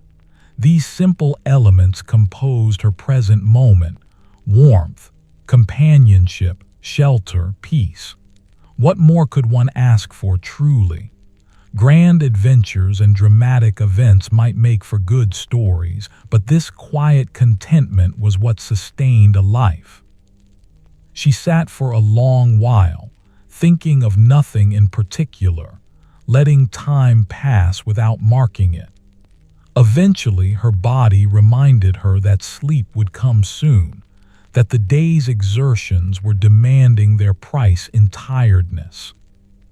She gently dislodged the cat and stood, stretching to ease the stiffness in her back. Then she began her evening preparations, banking the fire, checking the shutters, setting out kindling for tomorrow morning. Each task received its proper attention, each movement deliberate and unhurried. When the workshop was prepared for night, she removed her overdress and folded it, setting it on the chest. Her belt coiled beside it. Then she knelt for her evening prayers, her voice barely audible in the quiet room. She gave thanks for the day's blessings, the progress on her weaving, the pleasant meal with friends, the simple gifts of food and warmth and safety. She climbed beneath the blankets, feeling their familiar weight settle over her. The mattress received her body with its accustomed give. The pillow cradled her head in softness. The cat had already claimed its spot at her feet, and its warmth was immediately apparent through the layers of wool. The workshop held her safely, its walls a barrier against the night. She was protected here, enclosed, free to surrender to sleep without fear. Her honey-colored braid lay across her shoulder, and she could smell the faint scent of lavender from yesterday's salve application, still clinging to her hair. Her breathing slowed naturally, her body recognizing the signs of approaching rest. The day had been good, productive, and peaceful, filled with honest work and genuine connection. Tomorrow would bring more of the same, and she welcomed that continuity, that reliable pattern. Her nimble fingers relaxed completely, releasing their readiness for work. Her shoulders softened against the pillow. The tiredness in her muscles was pleasant, earned through labor, the kind that sleep would erase by morning. She thought briefly of the red cloth waiting on the loom, of the threads that would be added tomorrow, of the steady progress toward completion. But the thought had no urgency attached to it, no power to hold her in wakefulness. It simply drifted through her mind and dissolved. The fire's glow barely reached her corner of the workshop, but she was aware of its presence, a small point of light and warmth in the darkness. The cat's breathing was audible now, slow and even, perfectly synchronized with sleep's rhythm. Rohese felt herself sinking deeper into the mattress, her body growing heavy. The boundaries between herself and sleep were blurring, that line becoming less distinct with each breath. She was aware of comfort, of safety, of the deep peace that came from a day well lived and honestly earned.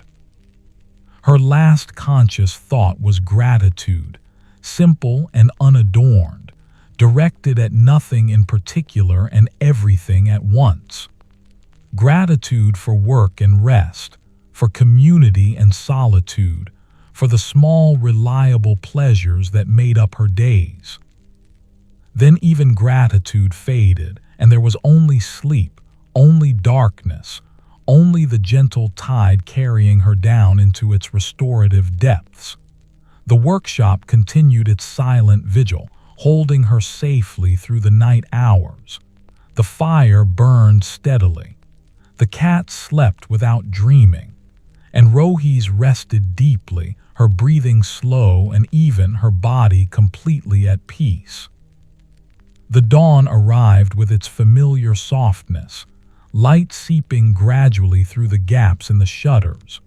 Rohese woke slowly, her body taking its time to leave sleep's country. The workshop was cool but not cold, the fire having maintained just enough heat through the night.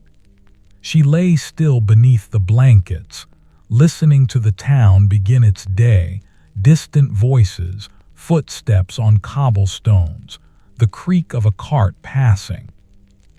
The cat was already awake, sitting by the door and looking back at her expectantly. She smiled at its patience, then pushed back the covers and rose. The packed earth floor was cool against her bare feet as she moved to let the animal out. It slipped through the open door immediately, disappearing into the morning. She built up the fire from its embers, adding kindling and then larger pieces of wood. The flames grew quickly, spreading warmth and light through the workshop. She held her hands toward the heat, working feeling back into her nimble fingers, flexing them until they felt ready for the day's work. Her morning routine unfolded in its established pattern. She dressed in her overdress and belt, fastened her leather shoes, rebraided her honey-colored hair. She heated water and made porridge, stirring in oats and a small amount of honey.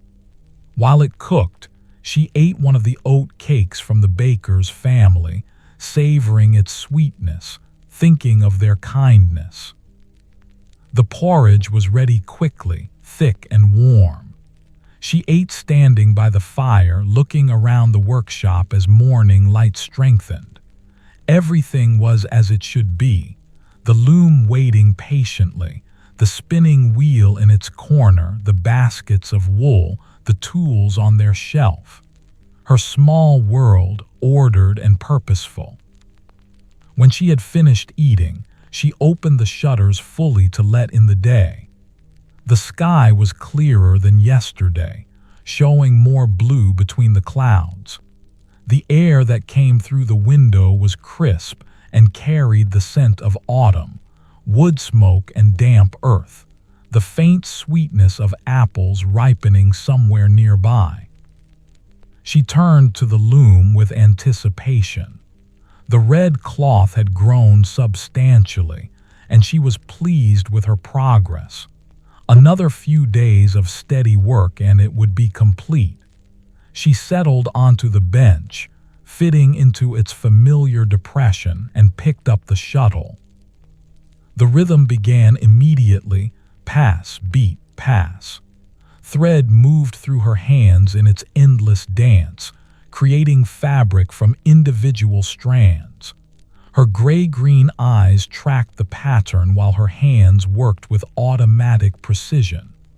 This was where she belonged, at this loom, doing this work that her mother and grandmother had done before her. The morning unfolded in peaceful increments. She worked without interruption, lost in the meditation of her craft. The shuttle passed back and forth, the beater pressed each thread into place, and the cloth accumulated slowly but steadily. Outside, Norwich went about its business, merchants opening their shops, craftspeople beginning their labors, the daily machinery of town life turning smoothly.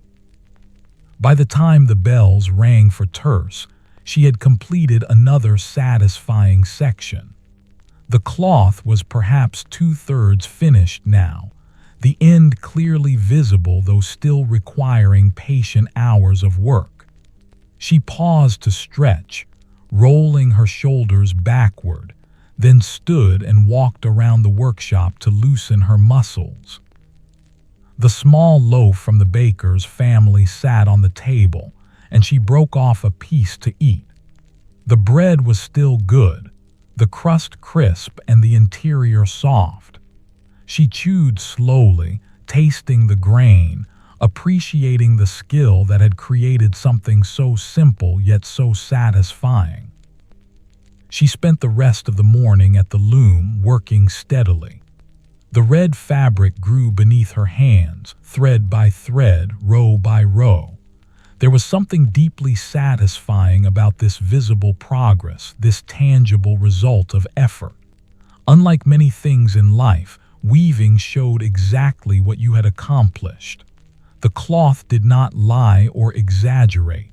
It simply was, a record of hours spent and skill applied. At midday, she took a longer break. She had cheese and the remaining oat cakes, drinking water from her jug. Then she decided to step out briefly, wanting to feel the sun on her face after so many hours indoors. The street was busy with afternoon activity. She walked slowly toward the market square, not intending to buy anything but simply wanting to be among people for a short while. The market was full of vendors calling their wares, customers examining goods, the general bustle of commerce. She paused at the dye merchant's stall, examining the skeins of colored wool hanging from poles. The merchant recognized her and nodded in greeting. He was a thin man of perhaps 35 years old, with stained fingers that testified to his trade. "Mistress Rohese," he said, "still thinking about that indigo." "Perhaps next week," she replied. "The commission I mentioned, it may come through." "I will hold some aside for you," he said. "The quality is good this season." She thanked him and moved on, drifting through the market without purpose.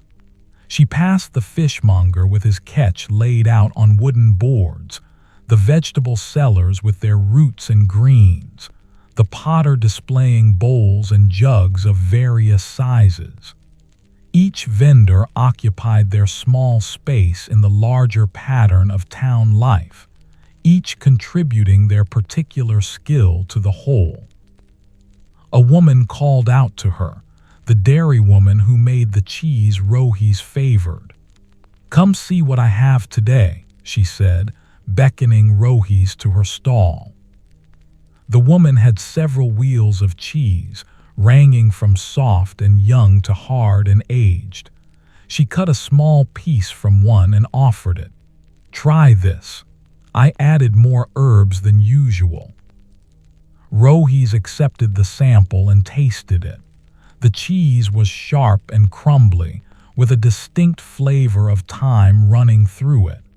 "Very good," she said honestly.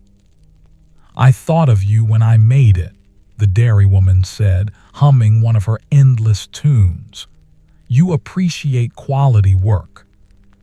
Rohese purchased a wedge of the cheese, paying from the coins in her purse. The transaction was simple and fair, both women satisfied with the exchange. This was how trade should be, honest value given and received, neither party seeking advantage over the other. She made her way back to the workshop, the wedge of cheese wrapped in cloth and tucked under her arm. The walk was pleasant, the afternoon sun breaking through the clouds to cast patches of golden light on the cobblestones. She passed neighbors who nodded in greeting, children playing with a leather ball, a man leading a donkey laden with firewood. Back in her workshop, she unwrapped the cheese and set it on the table. The herbs were visible throughout, small green flecks in the pale interior. She cut a thin slice and ate it, confirming her earlier impression. The dairywoman's skill was considerable, her understanding of timing and proportion creating something that transcended its simple ingredients. Rohese returned to the loom and worked through the afternoon. The shuttle passed through her nimble fingers in its familiar rhythm, and the red cloth continued its steady growth. She was in that state where time seemed to suspend itself, where hours passed without her awareness, marked only by the changing light through the window. The work was progressing well. At this rate, she would finish the cloth by week's weekend, perhaps even earlier. The merchant would be pleased with both the quality and the timeliness. She took quiet pride in this reliability, in being someone who delivered what was promised when it was promised. The cat returned sometime during the afternoon, slipping in through whatever passage it used. It settled by the hearth and began its grooming routine, licking one paw and using it to wash behind its ears. The motions were methodical and thorough, the animal taking its cleanliness seriously. When the bells rang for vespers, Rohese secured her threads and set aside her work for the day. Her shoulders ached pleasantly, and her fingers felt tired but satisfied. She had done good work today, substantial progress that brought her closer to completion. She stood and stretched, working the stiffness from her back. Then she moved to prepare her evening meal. She had vegetables still, carrots this time, and a turnip, along with the last of her dried peas. She chopped them on her wooden board, the knife moving with practiced efficiency. Into the pot they went, along with water and salt and dried herbs. She set the pot over the fire to cook, stirring occasionally. While the pottage simmered, she sat at the table with some wool that needed carding. The work was meditative, the rhythmic drawing of one paddle across another, transforming tangled fiber into smooth, aligned clouds.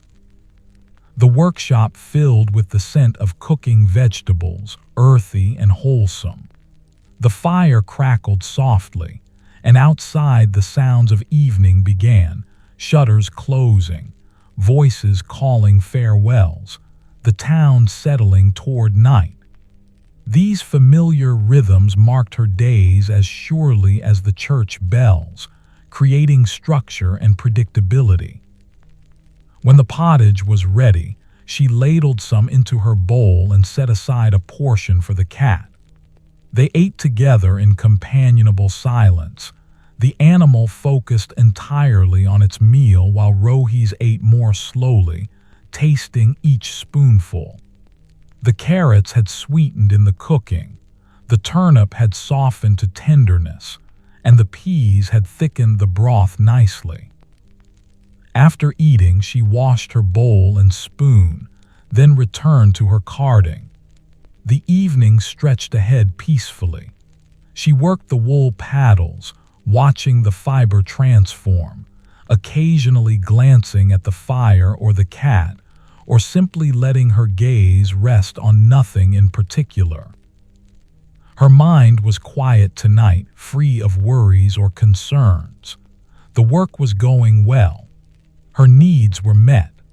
The small pleasures of daily life, good food, warm shelter, honest labor, created a foundation of contentment that required nothing more elaborate to sustain it. When she had carded enough wool to satisfy her, she set aside the paddles and simply sat by the fire. The cat climbed into her lap, circling once before settling, and she stroked its gray fur absently. The animal's purring was audible, a low vibration that seemed to resonate in her own chest. She thought about the passing of seasons, how autumn was deepening now toward winter. Soon the first frost would silver the ground in the mornings. The days would grow shorter still, and she would do more of her work by candlelight. But she was prepared for winter as she prepared for everything, with forethought and care, making sure she had wool to work and food stored and firewood stacked. The fire burned steadily, consuming the wood she had added. Shadows danced on the walls in their endless patterns. The workshop felt especially peaceful tonight, wrapped in its cocoon of warmth and light while darkness gathered beyond the walls. Eventually, her body reminded her that sleep would come soon. She gently moved the cat from her lap and stood, beginning her evening tasks. She banked the fire for the night, checked the shutters, set out tomorrow's kindling. Each action was performed with care, honoring the rituals that marked the transition from day to night. When the workshop was prepared, she removed her overdress and belt, folding them neatly. She knelt beside her pallet for evening prayers, her voice soft in the quiet room. She gave thanks for the day's progress, for her health and strength, for the small kindnesses she had received and been able to give. She climbed beneath the blankets, feeling their comforting weight settle over her. The mattress received her body, and the pillow cradled her head. The cat had already claimed its usual spot, a warm presence at her feet. Her honey-colored braid lay across her shoulder, and she could feel the day's tiredness settling into her bones in a pleasant way. The workshop held her safely, as it did every night. She was protected here at rest, free to surrender to sleep without reservation. Her breathing slowed naturally, her body recognizing the approach of sleep and welcoming it. She thought of the red cloth, nearly complete now. In a few more days it would be finished, cut from the loom and delivered to the merchant.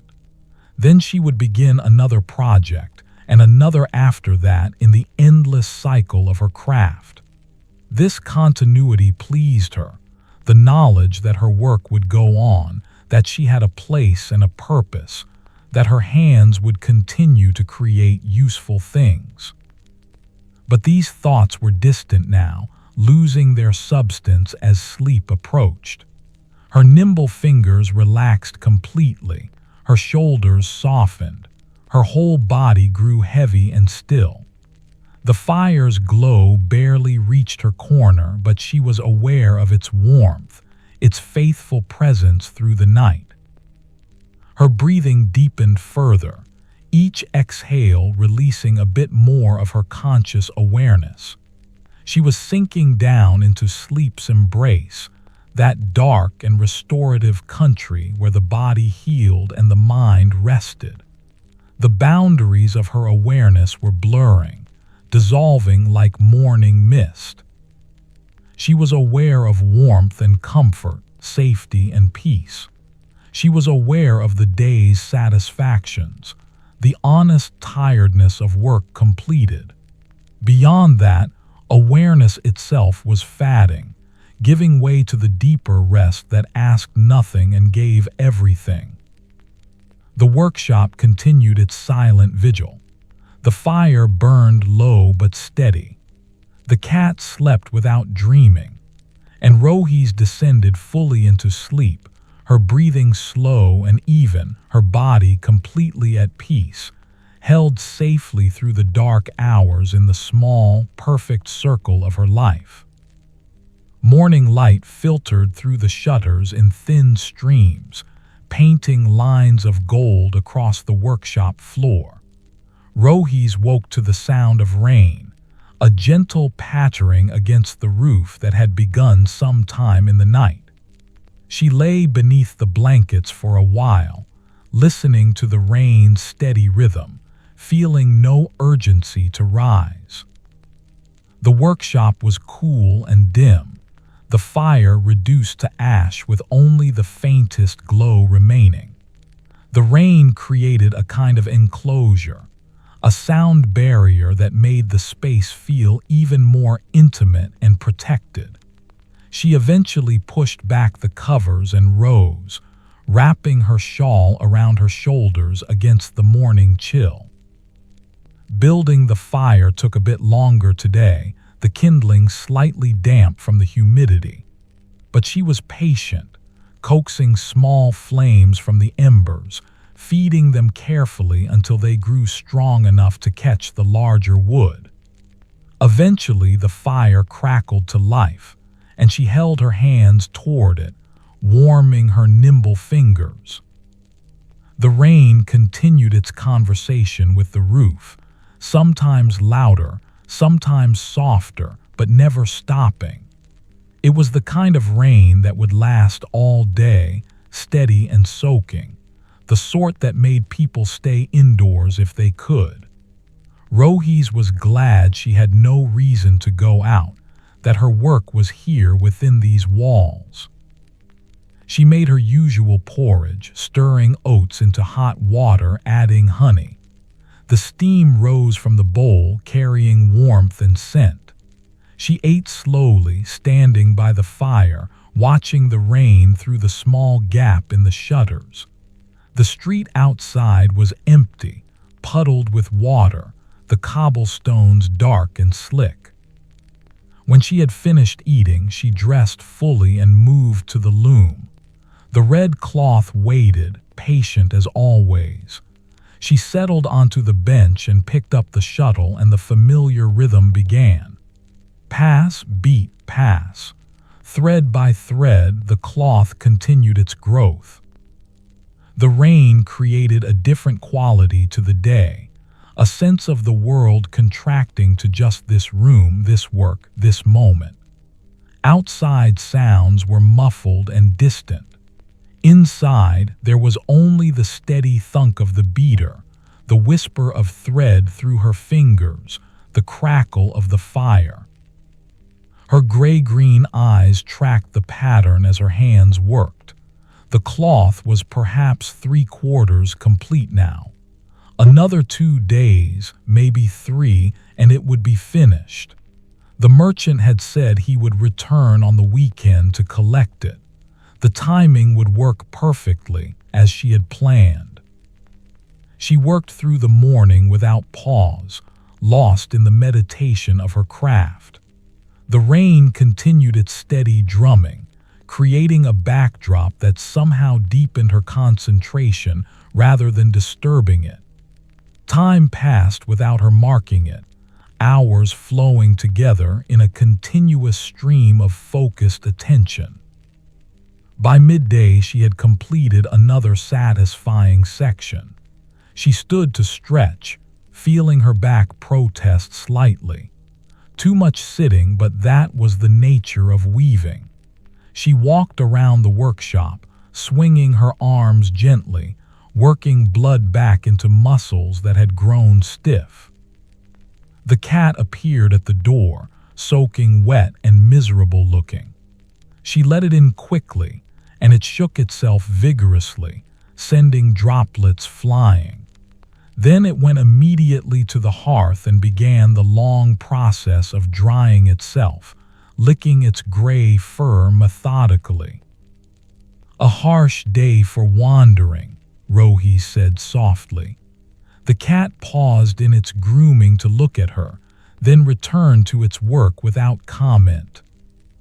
She prepared a simple midday meal, bread and the herbed cheese from yesterday, along with an apple she had been saving. The apple was slightly wrinkled but still crisp, sweet and tart on her tongue. She ate at the table, listening to the rain, watching the cat dry itself by the fire. The afternoon stretched ahead, hours of working time. But there was no urgency, no pressure. The rain had created a suspension of normal time, a day outside the usual flow. She felt no particular need to rush or to accomplish any specific amount. She would work as she worked, and whatever got done would be enough. She returned to the loom and settled into its rhythm once more. The shuttle passed through her hands, the thread accumulated, the cloth grew. Outside, the rain continued its steady falling. The workshop was warm now, the fire having brought the temperature up to comfortable levels. The dampness made everything feel close and protected, as if the walls had drawn in to create an even smaller, safer space. Her mind drifted as she worked, thinking of nothing in particular. Random memories surfaced and dissolved. Her mother singing while she spun, her grandmother's gnarled hands on the loom, the first time she had completed a piece of cloth entirely on her own and felt that surge of pride and accomplishment. These memories had no weight or urgency attached to them. They simply rose like bubbles in still water, broke the surface, and were gone. The light changed gradually as afternoon progressed toward evening, growing dimmer and grayer. She lit a candle and set it near the loom so she could see her work clearly. The flame created a small circle of warmth and brightness, pushing back the gloom that had gathered in the corners. She worked by candlelight until the bells rang for vespers, their sound muffled by the rain. Then she secured her threads and set aside the shuttle, flexing her nimble fingers to ease the day's stiffness. The cloth was progressing beautifully. Tomorrow, if she worked steadily, she might complete it. The thought pleased her. She prepared pottage for her evening meal, using the last of her vegetables. Into the pot went onions and turnips, a handful of barley, salt, and herbs. While it cooked, she sat at the table with her mending, working on a tier in her spare shift. The needle moved through the linen with small, even stitches, drawing the torn edges back together. The pottage bubbled gently over the fire, filling the workshop with its savory scent. The rain had settled into an even softer rhythm now, more whisper than patter, as if the sky were slowly emptying itself of water. The cat had finally finished its grooming and lay curled by the hearth, completely dry and content. When the meal was ready, Rohese ladled some into her bowl and set aside a portion for the cat. They ate together in the peaceful silence that had become familiar between them. The pottage was simple but satisfying, the barley adding a pleasant chewiness, the turnips soft and sweet from long cooking. After eating, she washed her bowl and returned to the table with her spinning.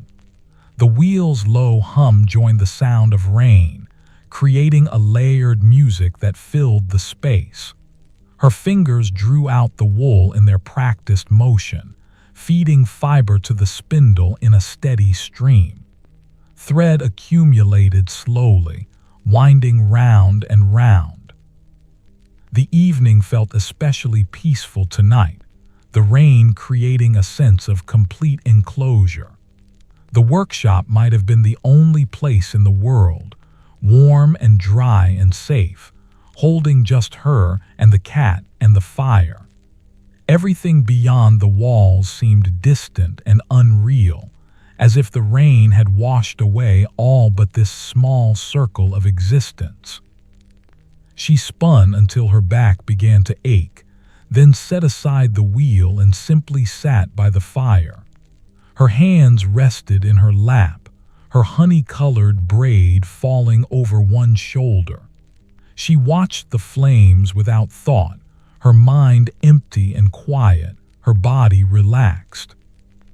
The cat stirred and stretched, then jumped into her lap. She stroked its fur absently, feeling the vibration of its purr.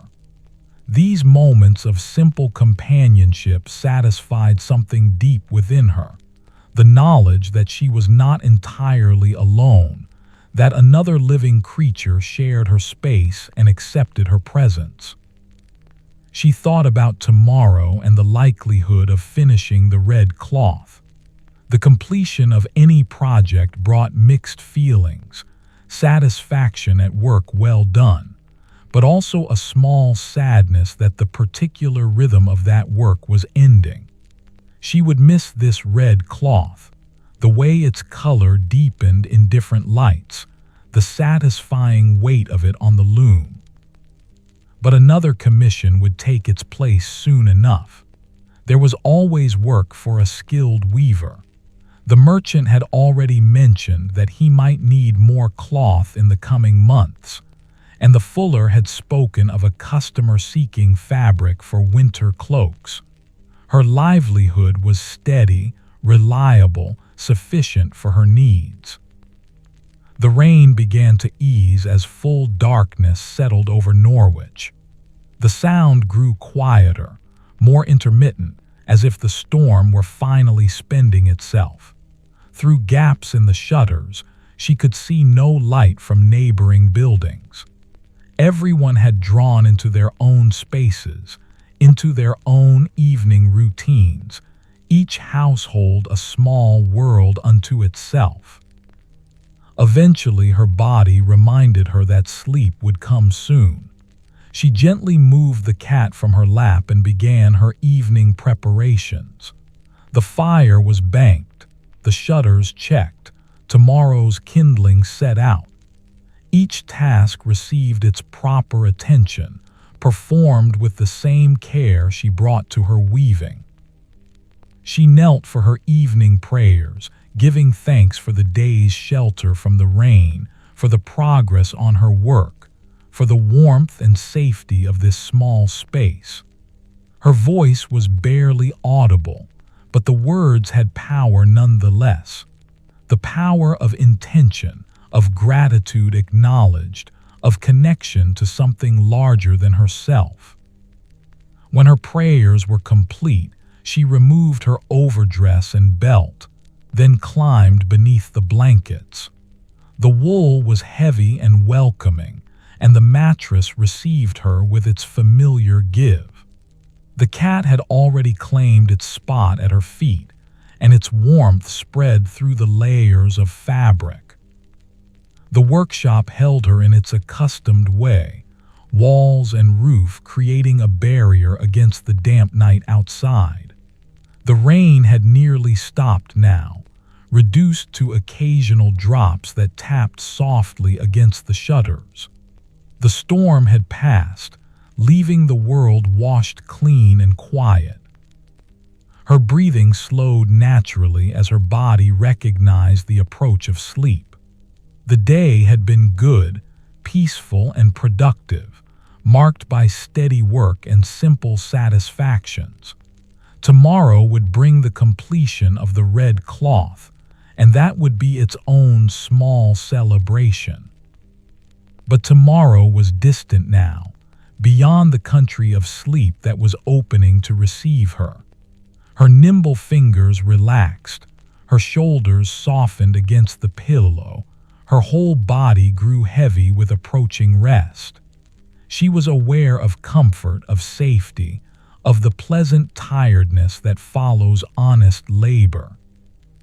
The fire had burned down to glowing embers, barely visible in the darkness. The cat's breathing was slow and even, perfectly synchronized with sleep's rhythm, and Rohese felt herself sinking deeper, the boundaries between waking and sleep dissolving like salt in water. She thought briefly of the red cloth, nearly complete, and felt a quiet satisfaction. Then even that thought dissolved, and there was only the gentle descent into darkness, the body's surrender to rest, the mind's release from awareness. The workshop continued its vigil through the night. The embers glowed faintly in the hearth.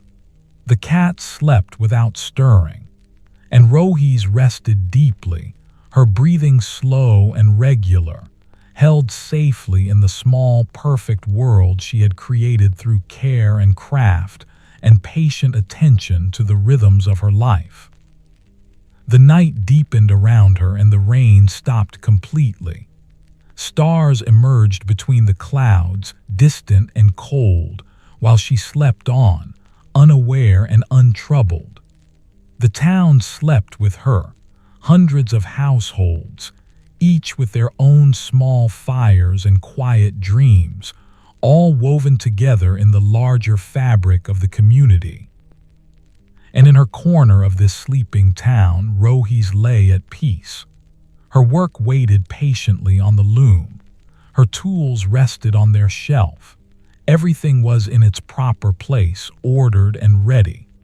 When morning came, the cycle would begin again, fire and breakfast, loom and shuttle, thread and cloth. But for now there was only sleep, only rest, only the deep quiet that asked nothing and gave everything. Her last awareness before consciousness left completely was of warmth and safety, of belonging to this place and this life. Then even that faded, and she descended fully into sleep's embrace, carried down into its dark restorative depths where the body healed and the spirit found renewal in the simple act of surrendering to rest. The night held her gently. The workshop stood silent and strong, and Rohese slept on, breathing slowly and deeply, at perfect peace in the small, ordered world that her hands had helped to weave. Morning arrived with clear skies, the rain having passed completely in the night. Rohese woke to birdsong, unusual for this time of year, as if the birds were celebrating the storm's end. Pale sunlight streamed through the gaps in the shutters, brighter than it had been in days, casting distinct patterns on the floor. She rose feeling refreshed, the good sleep having restored her completely. The workshop was cool but not uncomfortably so, and she wrapped her shawl around her shoulders as she moved to build up the fire. The kindling was dry now, and flames caught quickly, spreading warmth and cheerful crackling into the space. While the fire grew, she opened the shutters fully to let in the morning light. The street outside gleamed with moisture, puddles reflecting the pale blue sky. The air that came through the window was fresh and clean, washed by yesterday's rain, carrying the scent of wet stone and earth. She prepared her breakfast with a sense of anticipation. Today she would finish the red cloth. The completion of any project always brought a particular satisfaction, a sense of closure and accomplishment. She made porridge and ate it standing by the window, watching the town come to life in the clear morning. When she had finished eating and completed her morning tasks, she settled at the loom with purpose. The red cloth waited, needing only a few more hours of work to reach its completion. She picked up the shuttle, and her nimble fingers began their familiar dance. Pass, beat, pass. The rhythm established itself immediately, and she fell into that state of focused attention where time seemed to suspend itself. Her gray-green eyes tracked the pattern while her hands worked with certainty. The cloth grew steadily beneath her attention, thread by thread approaching its final length. The morning light strengthened, filling the workshop with brightness. After the dim gray of yesterday's rain, the clarity felt almost excessive, as if the world had been scrubbed clean and polished to shine. Dust motes drifted in the sunbeams, tiny particles made visible by light. The cat had gone out early, off on whatever business occupied its days. The workshop was quiet except for the loom's steady rhythm and the occasional pop from the fire. Rohese worked without pause, knowing she was approaching the end, wanting to reach it while the morning's energy still sustained her. By the time the bells rang for terce, she could see the completion clearly ahead. Another hour, perhaps less, and the cloth would be finished. She continued working, her focus narrowing further, her hands moving with practiced precision. The final threads went in with the same care as all the others. There was no rushing, no carelessness born of eagerness to be done.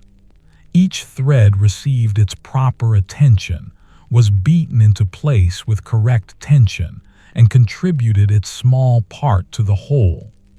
And then, finally, the cloth reached its required length.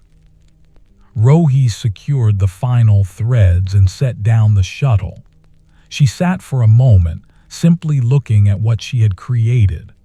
The red fabric stretched across the loom, even and tight, the color rich and consistent throughout. It was good work, honest, skillful, exactly what the merchant had requested.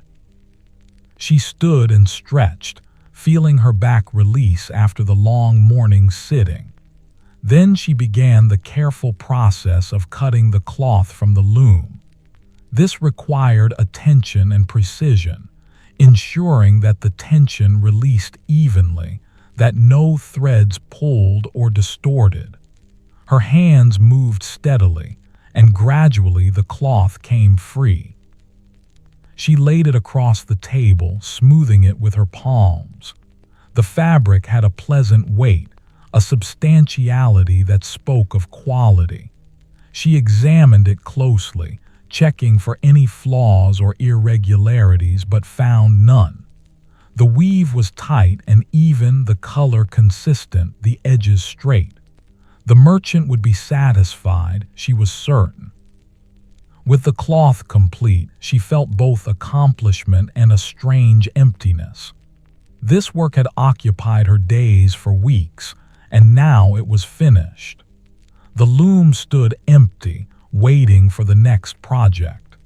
But for today, she could simply rest, could take satisfaction in completion without immediately beginning something new. She folded the red cloth carefully and set it aside, then prepared a simple midday meal. The bread was from the baker's family, still good though several days old now. She had cheese and an apple, and she ate slowly, tasting each bite, allowing herself this pause between projects. After eating, she decided to take a walk. The day was too fine to spend entirely indoors, and she had been inside for too long. She tidied herself, checking that her honey-colored braid was neat, then left the workshop and stepped into the clear afternoon. The streets were busy with people who had been kept inside by yesterday's rain.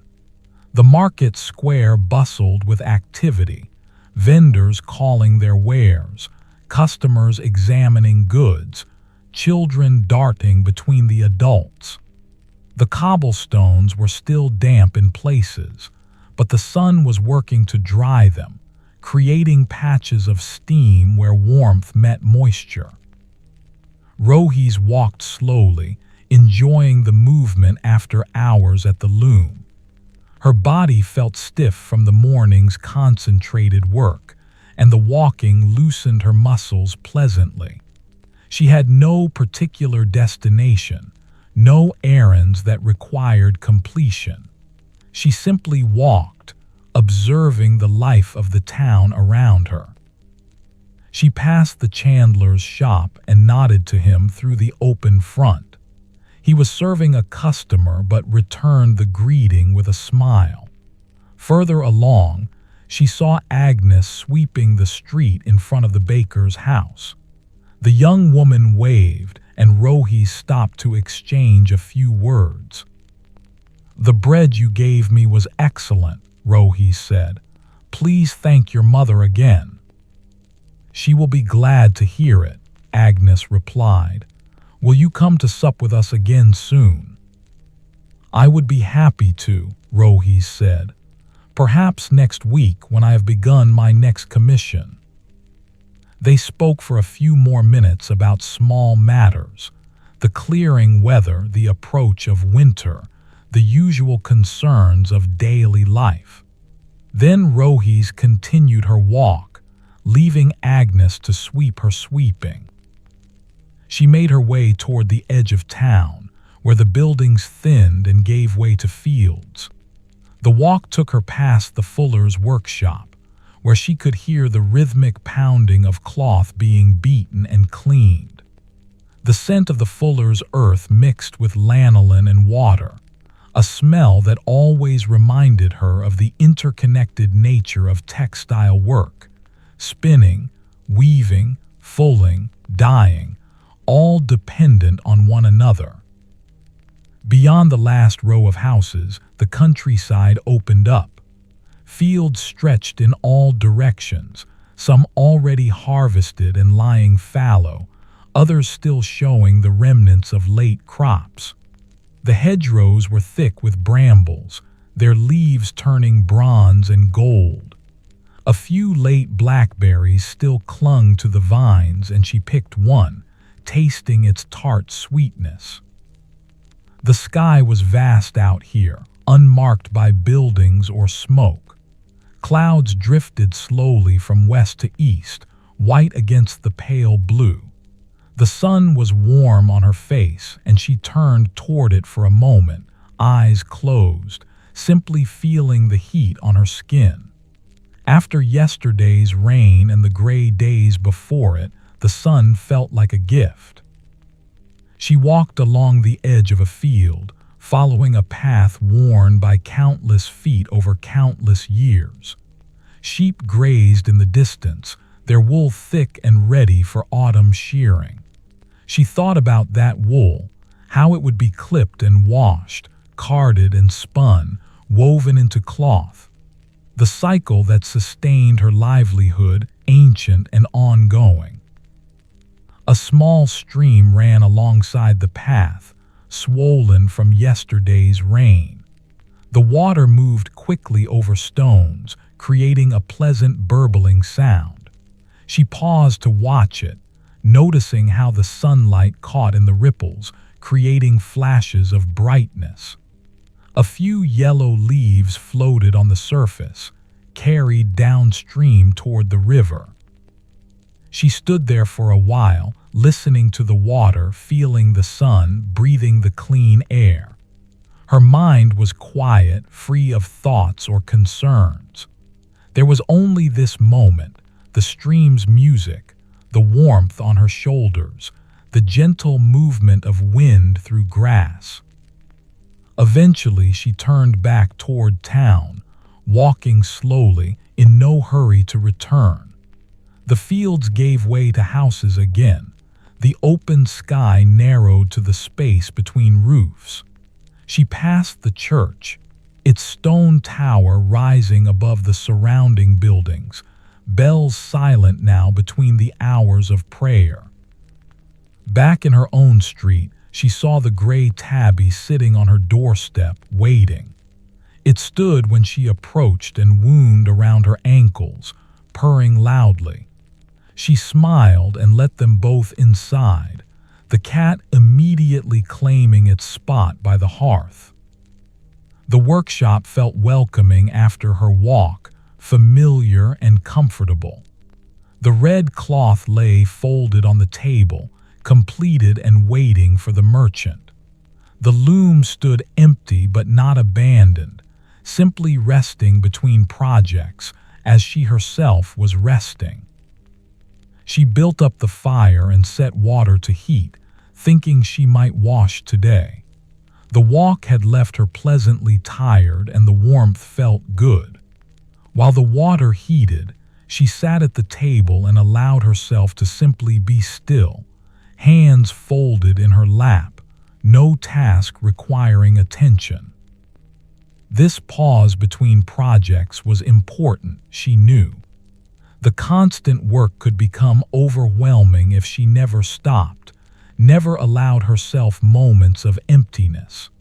These gaps let her breathe, let her remember why she worked, not merely for survival, though that was part of it, but for the satisfaction of craft well done, for the contribution she made to the larger community.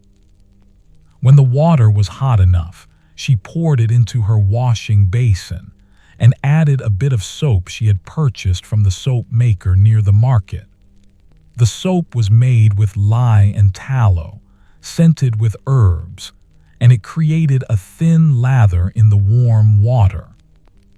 She washed her hands and face first, scrubbing away the accumulated dust of days.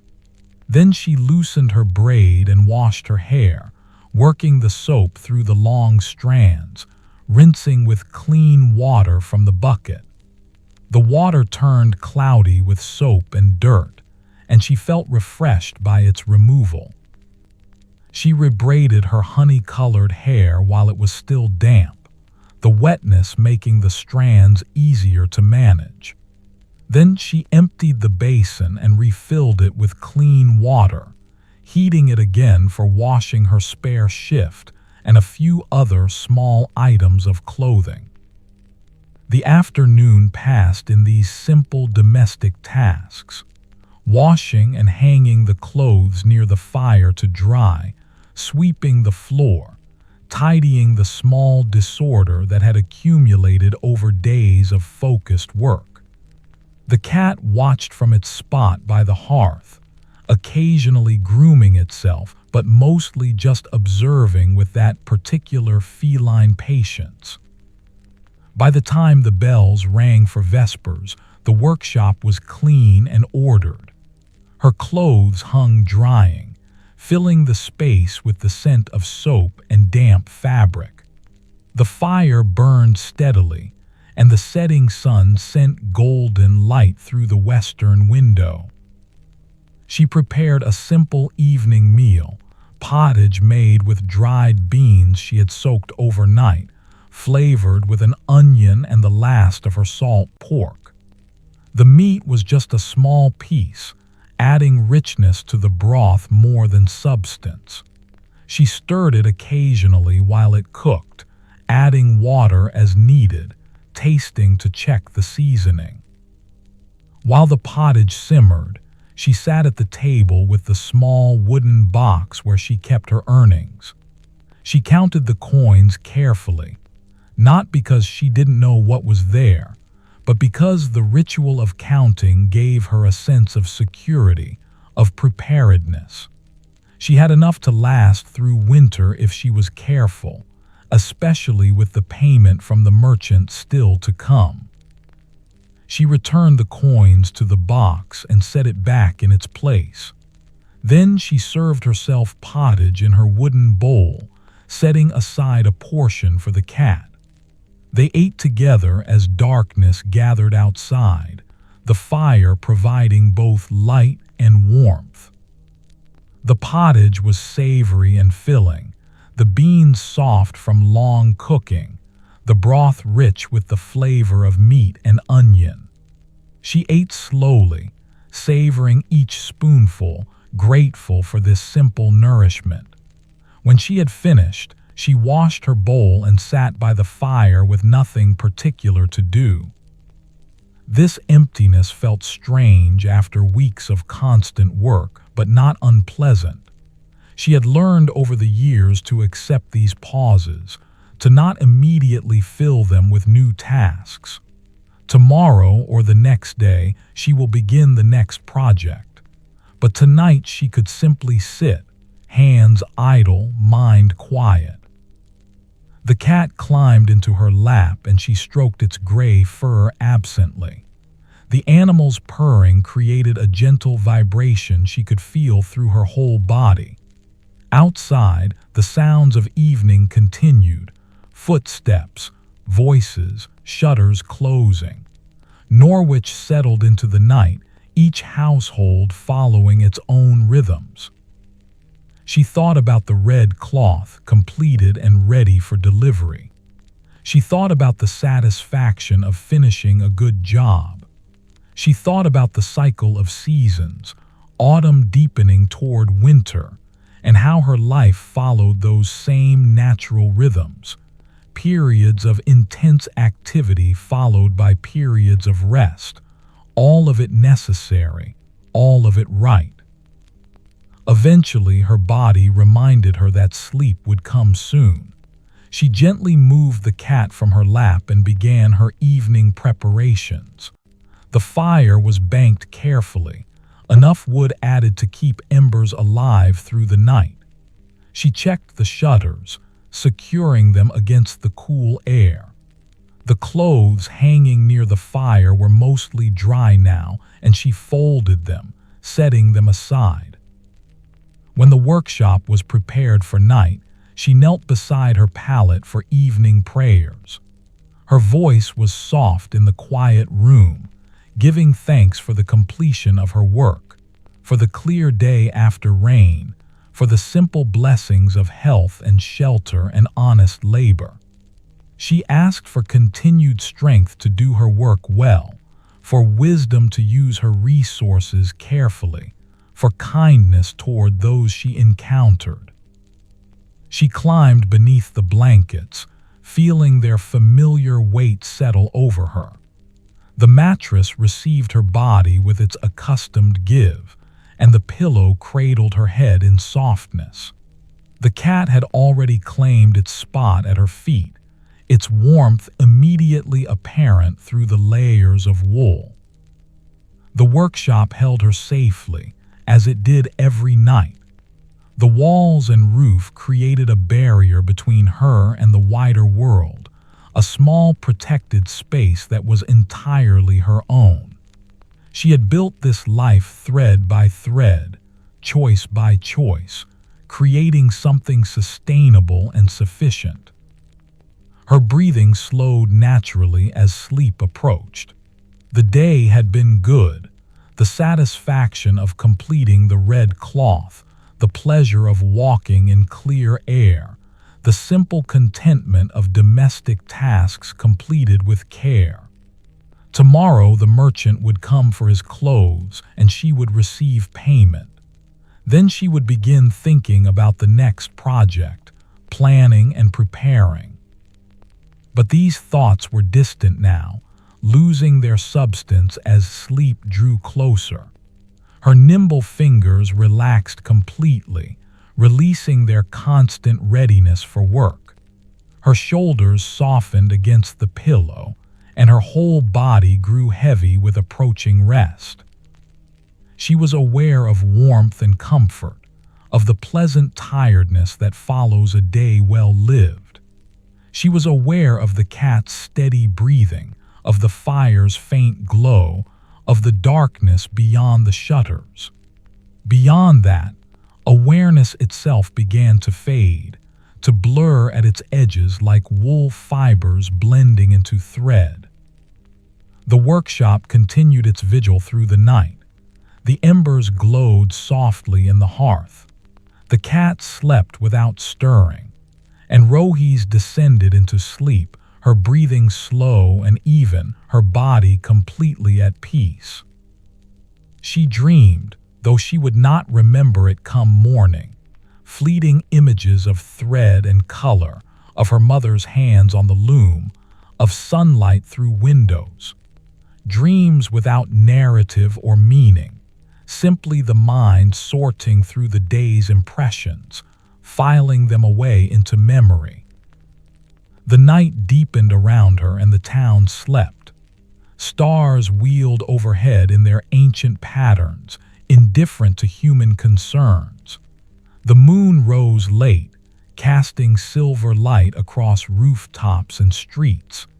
And in her corner of this sleeping town, Rohese rested deeply, held safely in the rhythms of her simple, well-ordered life. Morning would come with its own tasks and satisfactions. The merchant would arrive, the cloth would be delivered, payment received. She would begin preparing for her next project, threading the loom with new colors, starting the cycle again. But for now there was only sleep, only rest, only the deep quiet that asked nothing and gave everything. Her last awareness before consciousness left completely was of gratitude, wordless and simple, directed at nothing in particular and everything at once.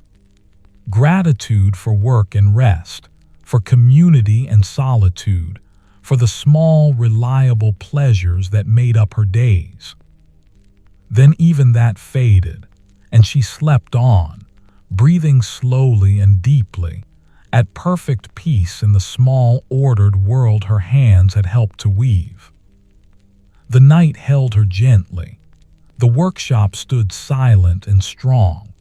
The fire burned low but did not die, and Rohese rested in the deep restorative darkness, her body healing, her spirit renewing, preparing for whatever the next day would bring.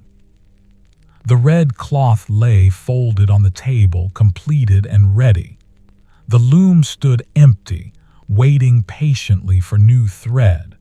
The tools rested on their shelf, clean and ordered. Everything was in its proper place, held in readiness for tomorrow's work. And in her pallet in the corner, Rohese slept on, a woman who had found contentment in craft, who had built a life of purpose from simple materials, who understood that satisfaction came not from grand adventures but from honest work done well, from small kindnesses given and received, from the steady accumulation of days lived with intention and care. The workshop held her story in its walls, years of labor, of thread and cloth, of quiet contentment. And tonight, as every night, it stood guard over her sleep, protecting the small flame of her life against the vast darkness beyond. She slept deeply, peacefully, held safely in the gentle rhythms of her simple, sufficient world. And the night passed over her like water over stones, shaping nothing, changing nothing, simply flowing on toward morning and the continuation of all that was good and right and whole in her carefully woven life. Morning arrived with the sound of cart wheels on cobblestones, a heavier traffic than usual suggesting market day. Rohese woke slowly, her body reluctant to leave the warmth she had built through the night. The workshop was cool, the fire reduced to faint embers, and she wrapped her shawl around her shoulders before rising. She built up the fire from its remnants, coaxing flames from the ash with patient attention. The kindling caught, and she added larger pieces, building the warmth gradually. While the fire grew, she opened the shutters to let in the morning light. The sky was overcast again, gray clouds promising more rain before day's end. Her morning routine unfolded in its familiar pattern. She heated water and made porridge, stirring in oats and honey. The steam rose from the bowl, carrying warmth and comfort. She ate standing by the window, watching people pass on the street below, farmers bringing goods to market, townspeople heading out early to secure the best prices. Today the merchant would come for his clothes. She felt a small flutter of anticipation, that moment when work passed from her hands to another's, when effort became transaction. She finished her porridge and washed the bowl, then turned her attention to preparing the red cloth for delivery. She laid it across the table and examined it one final time in the morning light. The fabric was beautiful, even weave, consistent color, edges straight and true. She folded it carefully, smoothing each fold with her palms, then wrapped it in clean linen to protect it during transport.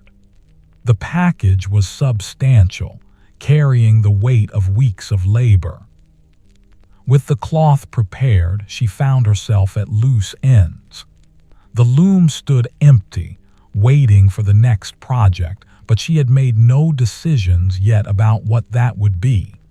She had thread in various colors, wool waiting to be spun, but no clear commission demanding her attention.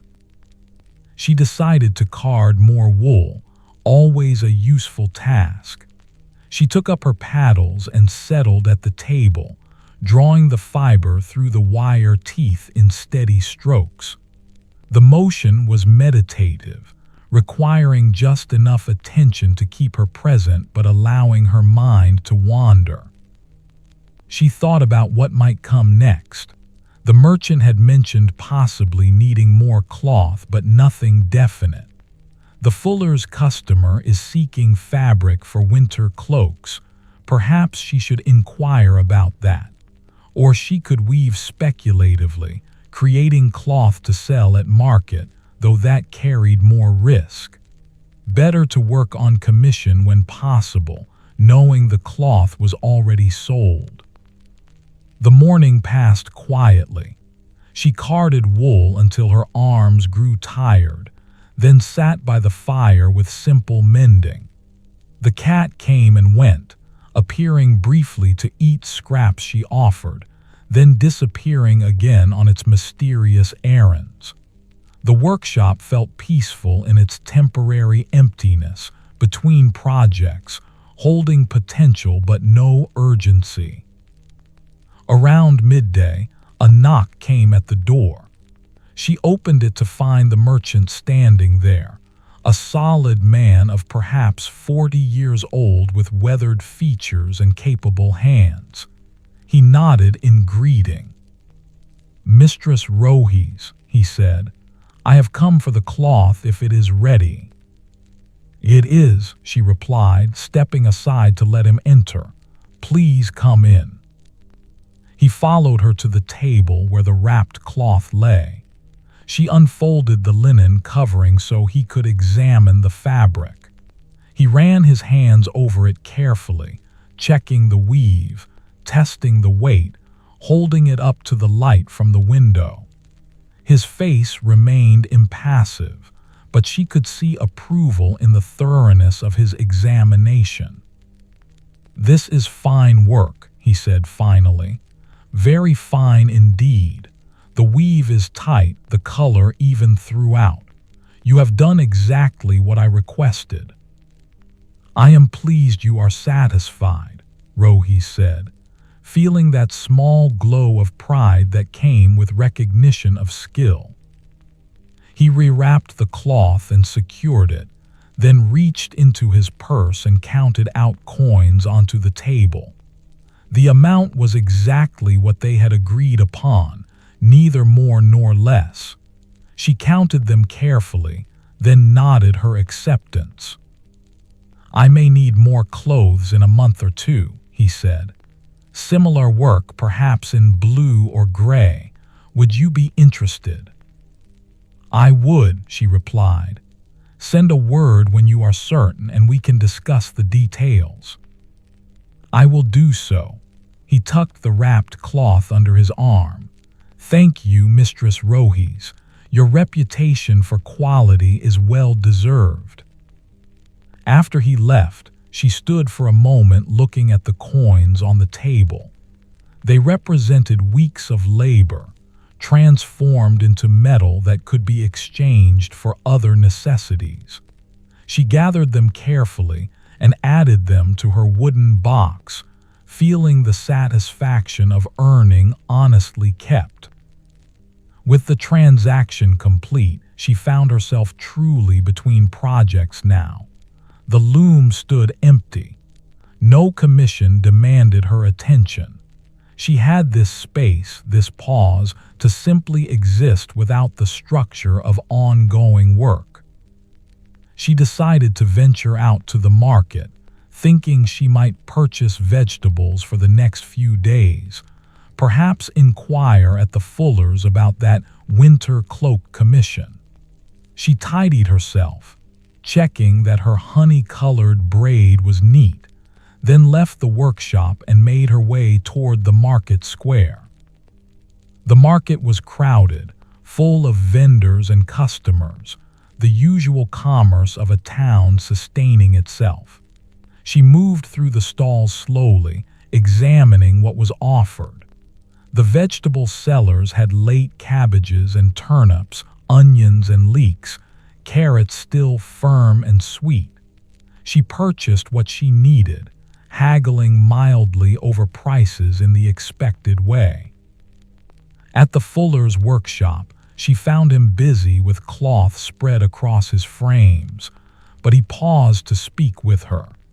He was a man of middle years, his hands permanently stained from his work, his apron wet with the water he used for cleaning fabric. "Mistress Rohese," he said, "I was hoping to see you soon. That customer I mentioned, seeking fabric for winter cloaks, he has decided to proceed. He wants gray wool, tightly woven enough for 3 cloaks. Would you be interested in the commission?" "I would," she said. "What are his specifications?" They discussed the details, length and width required, quality of wool, timeline for completion. The terms were reasonable, the payment fair. She agreed to take on the work, and they settled on a delivery date 6 weeks hence. "I will begin next week," she told the fuller. "The cloth will be ready when promised." They shook hands to seal the agreement, and she left his workshop feeling satisfied. The next project was secured, her livelihood continuing its steady course. She made her way back through the market, carrying her vegetables, nodding to familiar faces. Back in her workshop, she set about preparing for the afternoon. The vegetables were stored in their basket, the coins from the merchant safely tucked away. She built up the fire and set water to heat, thinking she would make a substantial pottage for her evening meal. But first, she wanted to prepare the loom for the new project. Even though she wouldn't begin weaving until next week, there was satisfaction in readying the workspace, in making the transition from one piece of work to the next visible and real. She selected gray wool from her stores, good quality fiber she had purchased earlier in the season. The color was a soft charcoal, neither too dark nor too light, exactly the sort of practical shade that would serve well for winter cloaks. She began the careful process of measuring and calculating how much thread she would need, how to set up the warp. The afternoon passed in this quiet preparation. She wound thread onto bobbins, measured lengths, made notes about the pattern she would use. The work was unhurried, methodical, each step given its proper attention. Outside, clouds continued to gather, and by late afternoon a light rain had begun. Not the heavy downpour of days past, but a gentle misting that softened all the edges of the world. She paused in her preparations to make pottage, chopping the vegetables she had purchased and adding them to the pot with water and herbs. The familiar scent filled the workshop as it cooked, savory and comforting. The cat appeared at the door, damp from the rain, and she let it in to dry by the fire. When the pottage was ready, she ate slowly, seated at the table, looking at the loom with its beginnings of new work. Tomorrow she will continue the preparation, and by week's weekend she will be ready to begin weaving. The gray cloth would take shape thread by thread, just as the red cloth had, each project following the same patient progression from raw material to finished fabric. After eating, she sat by the fire with no particular task, simply allowing herself to rest. The cat had claimed her lap, and she stroked its fur absently while watching the flames. The rain continued its gentle conversation with the roof, creating a sense of enclosure, of safety. She thought about the rhythm of her life, the cycle of projects beginning and ending, the steady accumulation of work completed, the reliable patterns that structured her days. This was enough, she thought. This simple life of craft and care, of honest labor and quiet contentment. She needed nothing more elaborate, nothing grander. As darkness gathered outside, she rose and began her evening preparations. The fire was banked, the shutters secured, everything set in order. She knelt for her evening prayers, giving thanks for the day's blessings, the successful delivery of the red cloth, the new commission secured, the simple pleasures of work and rest.